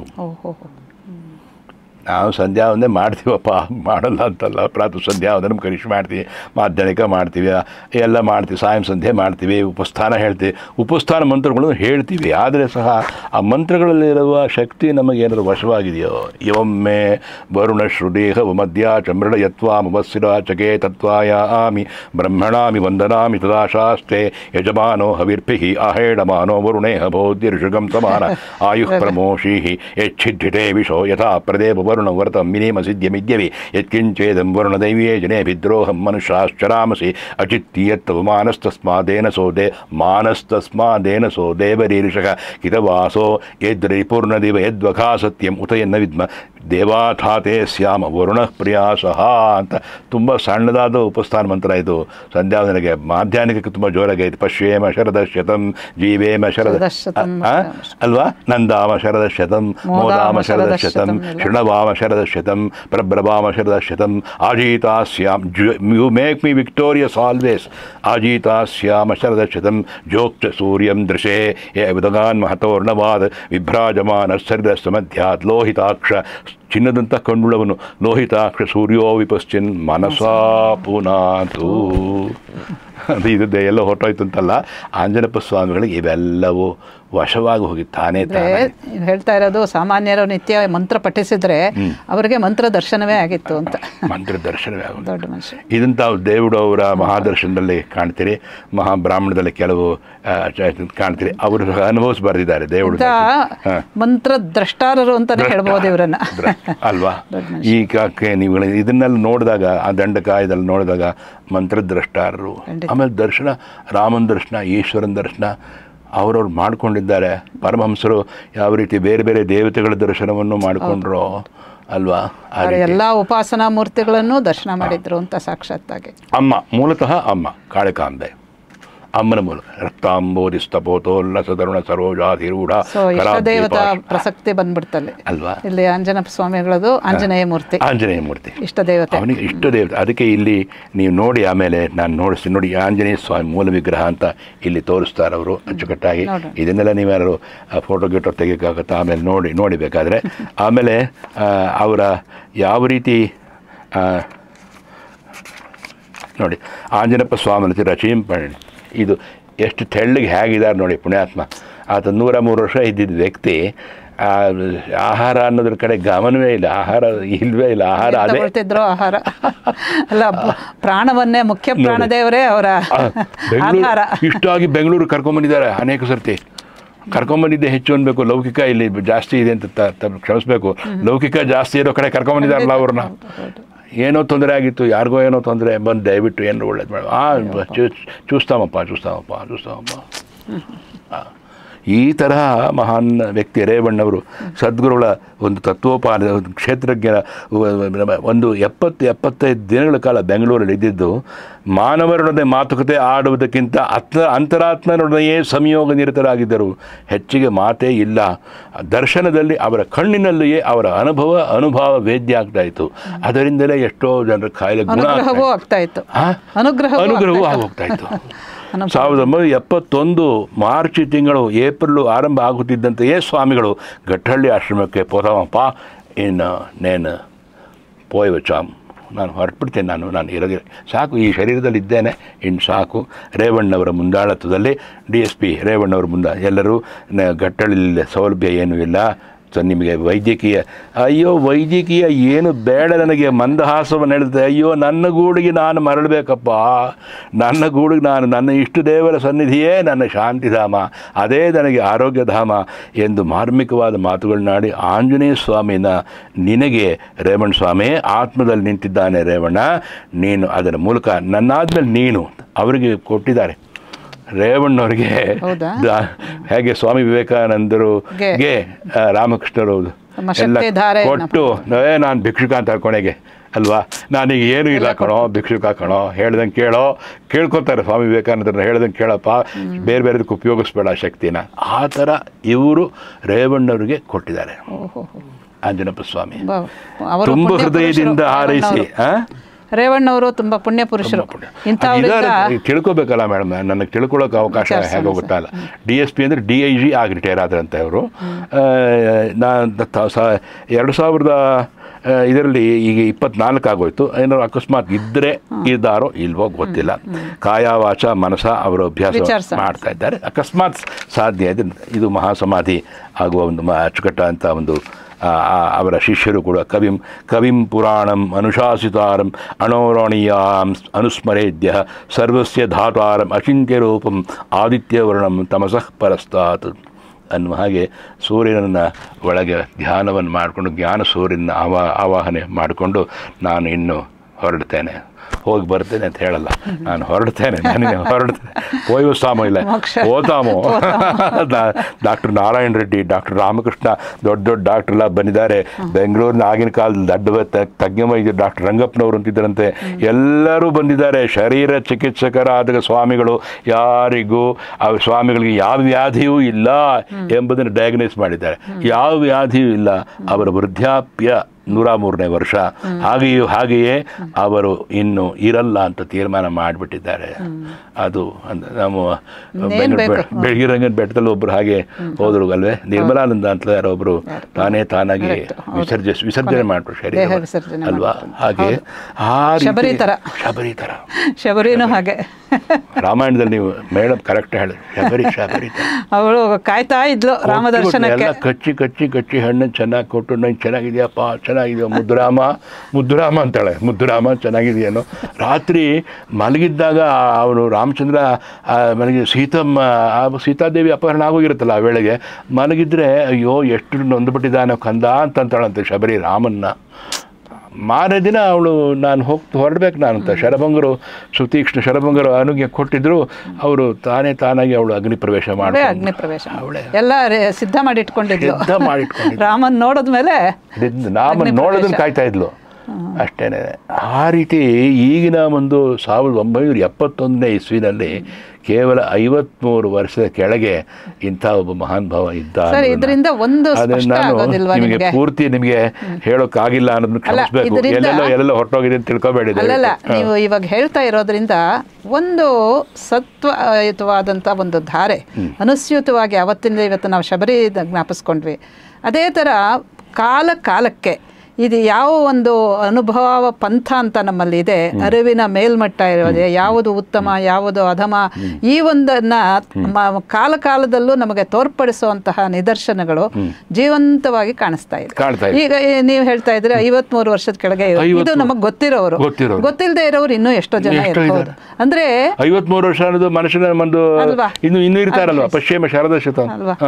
ಹಾಗಾಗಿ ಇದೊಂದು ತುಂಬಾ ಆಶ್ಚರ್ಯಕರವಾಗಿ ಅತ್ಯಂತ ಪ್ರಬೋಧಕರವಾಗಿರುವಂತಹ ಒಂದು ಅಂಶ ನಮ್ಮ ದೇಶದ ಈ ಸನಾತನ ಧರ್ಮದ ಅನುಸ್ಯೂತವಾದಂತಹ ಅಂತಹ ಈ ಪರಂಪರೆಯಲ್ಲಿ ತುಂಬಾ ವಿಶೇಷವಾಗಿರುವಂತಹದ್ದು. ಅನುಸ್ಯೂತ ಅನ್ನೋ ಪದ ಬರ್ಬೇಕಂತ. ಸನಾತನ ತಮಃ ಕಪಿಲ ಕಪಿರವ್ಯಯ ಸ್ವಸ್ತಿರ ಸ್ವಸ್ತಿಕರ ಸ್ವಸ್ತಿ ಸ್ವಸ್ತಿ ಭುಕ್ ಸ್ವಸ್ತಿ ದಕ್ಷಿಣ ಅರೌದ್ರ ಕುಂಡಲಿ ಚಕ್ರ ಹೇಳ್ತೀವಲ್ಲ. ಸ್ವಸ್ತಿದ ಸ್ವಸ್ತಿ ಸ್ವಸ್ತಿ ಸ್ವಸ್ತಿ ಮಂಗಳ ಮಂಗಳ ಅಲ್ವಾ. ಸನಾತನ ಇನ್ನು ಸನಾತನ ಧರ್ಮ ಇಲ್ಲ ಅಂತಾರಲ್ಲ ಮೇಡಮ್ ನಿಮ್ಮ ಎಂಪಿಗಳು ಮಹಾನ್ ಭಾವರು. ಎಲ್ಲಿ ಭಕ್ತಿ ಹುಟ್ಟುತ್ತೋ ಆ ದ್ರಾವಿಡ ದೇಶದಲ್ಲೇ ಸನಾತನ ಧರ್ಮ ಇಲ್ಲ ಅಂತಾರಲ್ಲ, ಎಷ್ಟು ಬೇಜಾರಾಗುತ್ತೆ. ಉತ್ಪನ್ನೇ ದ್ರಾವಿಡೇ ಸಾಹಂ ವೃದ್ಧಿಂ ಕರ್ನಾಟಕೆ ಗತಾ ಕ್ವಚಿತ್ ಕ್ವಚಿತ್ ಮಹಾರಾಷ್ಟ್ರೇ ಗೂರ್ಜರಿ ಜೀರ್ಣತಾಂ ಗತಾ ತಮ್ಮ ಭಕ್ತಿದೇವಿ ನಾರದರಿಗೆ ಹೇಳ್ತಾಳೆ. ಭಾಗವತದ ಮೊದಲನೇ ಶ್ಲೋಕ ಇದು, ತಮಗೆ ಕೇಳಿದ್ದೀರಿ. ಅಲ್ಲಲ್ಲ, ಈಗ ಪ್ರಹ್ಲಾದನ ಎದುರುಗಡೆನೆ ಹಿರಣ್ಯಕಶಿಪು ಇಲ್ಲ ಇಲ್ಲ ಅಂತ ಹೇಳ್ತಾ ಇಲ್ಲ. ಅವನಿಗೆ ಏನಾಯ್ತು ಅಂತ ಗೊತ್ತಿದೆ. ಅದರಿಂದ ಈಗ ಯಾರು ಇಲ್ಲ ಅಂತ ಹೇಳ್ತಿದ್ದಾರೆ ಅವ್ರಿಗೂ ಅದೇ ಆಗ್ಬಹುದು ಅಂತ ಆಶಿಸೋಣ. ಅವ್ರಿಗೆ ಯಾವ ರೀತಿ ಆಗ್ಬೇಕು ಹಾಗಾಗಲಿ ಅಂತ ಒಂದ್ಸಲಿ ಬೇಜಾರಾಗುತ್ತೆ. ಆಗುತ್ತೆ ಸಾಧುವಾಗಿ ಆಗ್ಬಾರ್ದು, ಅವ್ರಿಗೆ ಹಾಗಾಗ್ಬೇಕು ಹಾಗಾಗ್ಬೇಕು ಅಂತ. ದೇರ್ ಹೈ ಅಂಧೇರ್ ನೈ ಅಂತ ಹೇಳ್ತಾರಲ್ಲ ಹಾಗೆ ಅದ ರೀತಿ ನಿಧಾನ ಆಗ್ಬಹುದು, ಆದ್ರೆ ಸರಿಯಾದ್ದೇ ಆಗುತ್ತೆ. ಮನೋವಾಕಾಯಗಳಲ್ಲಿ ನಾವು ಅನುಭವಿಸಿದಾಗ ಜೀವನೋಪಾಯ ಏನು ಇಲ್ಲದೆ ಇದ್ರು ಅವರೊಂದು ಮಾತು ಹೇಳೋರಂತೆ. ಆಯಿತು ಅಂದರೆ ಆಂಜನೇಯ ಸ್ವಾಮಿ, ತುಳಸಿಗೆ ನೀರೆರೆದು ಪೋಷಿಸು, ತುಳಸಿ ದಳವನ್ನು ಸ್ವಾಮಿಗೆ ಭಕ್ತಿ ಒತ್ತಿ ಹೇಳಬೇಕು, ಭಕ್ತಿಯಿಂದ ಅರ್ಪಿಸು. ಪಾರ್ವತೀ ದೇವಿಗೆ ಪರಮೇಶ್ವರನೇ ತುಳಸಿಯ ಮಹಾತ್ಮೆಯನ್ನು ಬೋಧಿಸಿದ್ದಾನೆ, ತಿಳಿದುಕೋ. ಲಕ್ಷ್ಮೀ ಅಷ್ಟೋತ್ತರವನ್ನು ಕೂಡ ಅವನೇ ಹೇಳಿರೋದು. ದೇವ್ಯದೇ ದೇವ್ಯೋ ವಾಚ ದೇವದೇವ ಮಹಾದೇವ ಅಲ್ವೇ. ಹಾಗಿರುವಾಗ ಮಹಾಶಿವರಾತ್ರಿಯ ಮಹಾಪುಣ್ಯ ದಿನದಂದು ಪರಮೇಶ್ವರನನ್ನು ಆಂತರಿಕ ಭಕ್ತಿಯಿಂದಲೇ ಪೂಜಿಸಿ ಜಾಮದಲ್ಲಿಯೂ ಸಹ ನಿನ್ನನ್ನು ನೀನೆ ತಿಳಿಯತಕ್ಕಂಥ ವಿಧಾನವನ್ನು ಅವನ ಕೃಪೆಯಿಂದಲೇ ತಿಳಿದುಕೊಂಡು ತೀರ್ಥ ಪ್ರಸಾದ ಸ್ವೀಕರಿಸಿ ಶಿವಸಾಯುಜ್ಯಮಾಪ್ನೋತಿ ಶಿವೇನ ಸಹಮೋದತೆ ಅನ್ನೋದು ಒಂದು ಭಕ್ತಿ. ಆದರೆ ಯಾವುದೋ ಒಂದು ಅದಲ್ಲದೆ ಅವ್ರು ಹೇಳ್ಕೊತಾರೆ ಆಂಜನೇಯ ಸ್ವಾಮಿಗಳು, ಹಿಂದಿನ ಜನ್ಮದಲ್ಲಿ ನಾನು ಕನಕದಾಸನಾಗಿದ್ದೆ. ಹಾಗೆಯೇ ಕೈವಾರ ನಾರಾಯಣ ಅಪ್ಪನವರ ನಾರಾಯಣ ಅಂತ ಅವ್ರು ಹೇಳೋದು, ಯೋಗಿ ನಾರಾಯಣ ಅಂತ ಹೇಳ್ತಾರೆ, ನಾರಾಯಣ ಅಂತ ಹೇಳೋದು ನಾರಾಯಣ ಅಂತ ಹೇಳ್ತಾರೆ. ನಾರಾಯಣವರ ಪರವಶತೆಗೆ ಪರಂಪರೆಗೆ ಸೇರಿದ್ದೆ ನಾನು ಅಂದರೆ ಎಲ್ಲವನ್ನು ಒಂದೊಂದೇ ಆಗಾಗ ಯಾವಾಗಲೂ ಹೇಳ್ಕೊಳ್ಳೋರಂತೆ. ಈ ಥರ ಹೇಳ್ತಿರ್ಲಿಲ್ಲ, ಯಾವಾಗಲೂ ಒಂದೊಂದು ಸತಿ ಹೀಗೆ ನಾನು ಬಂದೆ, ಹೀಗಿದ್ದೆ ಅಂತ. ಮೋಕ್ಷಾಕಾಂಕ್ಷಿಗಳಿಗೆ ಜಾತಿ ಮತ ಕುಲ ಗೋತ್ರ ಯಾವತ್ತೂ ಅಡ್ಡಿಯಾಗುವುದೇ ಇಲ್ಲ. ಆಂತರಿಕ ಭಕ್ತಿ ಅದೊಂದೇ ಇರತಕ್ಕಂಥದ್ದು. ನಾವು ಇನ್ನೊಂದು ಸ್ವಲ್ಪ ಮುಂದೆ ಹೋಗಿ ಪ್ರಪತ್ತಿ ಅಂತ ಹೇಳಿಬಿಡ್ತೇವೆ. ಯಾಕೆಂದರೆ ಸಹಜ ಭಕ್ತಿ, ಸಾಧ್ಯ ಭಕ್ತಿ, ಸಾಧನ ಭಕ್ತಿ ಅಂತ ಬರುತ್ತೆ. ಭಕ್ತಿ ಮಾರ್ಗದಲ್ಲಿ ಅಕಸ್ಮಾತ್ ನೀನು ತಪ್ಪಬಹುದು, ಆದರೆ ಪ್ರಪತ್ತಿಯಲ್ಲಿ ಒಂದು ಸತಿ ನೀನು ಮಾಡಿಬಿಟ್ರೆ ದೇಹಿನೋಸ್ಮಿನ್ ಯಥಾ ದೇಹೇ ಕೌಮಾರಂ ಯೌವನಂ ಜರ ಬಂದ ಹಾಗೇನೆ ಅವನು ರಾಮಚಂದ್ರ ವಿಭೀಷಣ ಬಂದು ಹೇಳ್ತಾನೆ, ನಾನು ಬಂದಿದ್ದೀನಿ, ರಾವಣನ ಬಿಟ್ಟು ಬಂದಿದ್ದೀನಿ, ಮಂತ್ರಿಗಳಿದ್ದಾರೆ, ನಾನು ಬರ್ಬೋದಾ ಇಲ್ವಾ ಹೇಳು ಅಂತಂದಾಗ ಏತದ್ ವ್ರತಮ್ಮಮ್ಮ ಅಂತನಲ್ವಾ, ಏತದ್ ವ್ರತಮ್ಮಮ್ಮ, ನಾನು ಯಾರಿಗೆ ಬಂದು ಬೇಡ್ತಾರೋ ಅವರಿಗೆ ನಾನು ಕೊಡ್ತೇನೆ ಅನ್ನೋದೇ ನನ್ನ ವ್ರತ ಅಂತಾನೆ ರಾಮಚಂದ್ರ. ಆ ಥರದ ಮಹಾನ್ ಚೇತನ ನಮ್ಮ ಆಂಜನೇಯ ಸ್ವಾಮಿಗಳು ಕಂಡವರು ಎಲ್ಲರನ್ನೂ ರಿಯಲೈಸ್ ಮಾಡ್ಕೊಂಡ್ಬಿಟ್ಟಿದಾರಲ್ಲ. ಅದು ಒಂದು ಜೀವ, ಒಂದು ಚೇತನ ಒಂದು ಜನ್ಮದಲ್ಲಿ ಇಷ್ಟೊಂದು ರಿಯಲೈಸೇಷನ್ ಪಡ್ಕೊಳ್ಳೋಕೆ ಸಾಧ್ಯವೇ? ಒಂದು ಜನ್ಮದಲ್ಲ ಸರ್, ಅದು ಜನ್ಮಾಂತರದ ಸಿದ್ಧಿ ಅಂತ ಹೇಳೋಣ. ಆದರೆ ಇಲ್ಲದೇ ಇದ್ದರೆ ಸಾಧ್ಯ ಇಲ್ಲ. ಇದನ್ನು ನೀವು ಬಹುಶಃ ಈಗಿನ ಹುಡುಗರು ಮನಸ್ಸಿಗೆ ತಗೋತಿರೋ ಇಲ್ವೋ, ಈಗಿನ ಕಾಲದ ಹುಡುಗರು ತಗೋತಾರೋ, ITBT-ನವ್ರು ತಗೋತಾರೋ ಇಲ್ವೋ ಹೇಳಕ್ ಬರಲ್ಲ ಅಂತ ನಮ್ಮ ಮನಸ್ಸಿಗೆ ರೆಪ್ರೆಸೆಂಟೇಟಿವ್ಸ್ ಅಲ್ಲ ಅಂತ ಅನ್ಸುತ್ತೆ. ಆದರೆ ತಗೊಳ್ಳೋರು ಬೇಕು ನಮಗೆ ಅಂತ ಅನ್ಸುತ್ತೆ. ಆವಾಗ ಬಹುಶಃ ಸಮಾಜ ಚೆನ್ನಾಗಿರುತ್ತೇನೋ ಅಂತ ಅನ್ನೋ ದೃಷ್ಟಿ ಬರ್ತಕ್ಕಂಥದ್ದು. ಆಂಜನೇಯ ಸ್ವಾಮಿಗಳ ಇದನ್ನು ಯಾಕೆ ನಾನು ತಗೊಂಡೆ ಇವತ್ತು ಅಂತಂದರೆ, ಇವರಿಂದ ಅನೇಕ ರೀತಿಯ ಸಮಾಜಕ್ಕೆ ಅಭಿಮುಖವಾದಂಥ ಮಾನಸಿಕವಾದ ಚೈತನ್ಯವನ್ನು ತುಂಬಿ ಎಲ್ಲರನ್ನೂ ಸನ್ಮಾರ್ಗದಲ್ಲಿ ತೊಡಗಿಸ್ತೇನೆ ಅನ್ನೋ ದೃಢವಾದ ಸಂಕಲ್ಪ ಅವರಿಗಿತ್ತಲ್ಲ, ಅದನ್ನು ನಾವು ರಿಯಲೈಸ್ ಮಾಡಿಕೊಂಡು ಇದ್ದರೆ ಮನಸ್ಸಿಗೆ ಒಳ್ಳೆಯದಾಗುತ್ತೆ. ಎಲ್ಲಿ ಮನಸ್ಸಿಗೆ ಒಳ್ಳೆಯದಾಗುತ್ತೋ ಅಲ್ಲಿ ಶರೀರ ತಾನಾಗಿ ಬಾಗುತ್ತೆ. ಅಂತ ಮನಸ್ಸಿಗೆ ಅನಿಸುತ್ತೆ. ಇದು ಆಂಜನೇಯಪ್ಪ ಸ್ವಾಮಿ ಮಾಗುತ್ತೆ ಮನಸ್ಸು ಎಲ್ಲಾನು ಮಾಗುತ್ತೆ. ಹೀಗಾಗಿ ನಾವು ಆಂಜನೇಯಪ್ಪ ಸ್ವಾಮಿಗಳ ಬಗ್ಗೆ ತುಂಬ ಹೇಳೋದಿದ್ರೂ ಕೂಡ ಈ ಹೊತ್ತು ಈ ಸ್ವಲ್ಪ ಮಟ್ಟಿಗೆ ನಿಮಗೆ ಒಂದು ಇಂಟ್ರೊಡಕ್ಷನ್ ಆಗಿ ಕೊಟ್ಟಿದ್ದೇನೆ. ಅನುಭವ ವೇದಾಂತ ರತ್ನಾವಳಿಯಲ್ಲಿ ವೇದಾಂತ ರತ್ನಾವಳಿಯಲ್ಲಿ ತುಂಬ ಅದು ಶ್ರೀ ಆಂಜನೇಯ ಸ್ವಾಮಿ ಸತ್ಕೃಪ ಕರುಣಾಕಟಾಕ್ಷ ಪಾರಾವಾರ ಶುಭಾಕರ ಪರಬ್ರಹ್ಮ ಕರಕಲಿತ ಪರಮಾತ್ಮ ಪರಬ್ರಹ್ಮ ವಿದ್ಯಾಧುರಂಧರ, ಅವನು ವಿದ್ಯಾಧುರಂಧರನೇ ಆಂಜನೇಯ, ವಿದ್ಯಾಧುರಂಧರ ಶ್ರೀ ರಾಜಯೋಗ ಆಂಜನೇಯ ದಾಸನಾಮಾಖ್ಯ ವಿದ್ಯಾ ಸಮಸ್ತು ಅರ್ಥ ನಿರ್ಣಯ ಪ್ರೋಕ್ತ ಶ್ರೀ ರಾಜಯೋಗ ಪರಮಾರ್ಥ ಸುಧಾಕರಯನು ಮುಕ್ತಿಕಾಂತ ಪರಿಣಯಮು. ನನಗೆ ಮುಕ್ತಿಕಾಂತ ಜೊತೆ ಮದುವೆ ಆಗಿದೆ ಅಂದ್ಕೋತಾರೆ.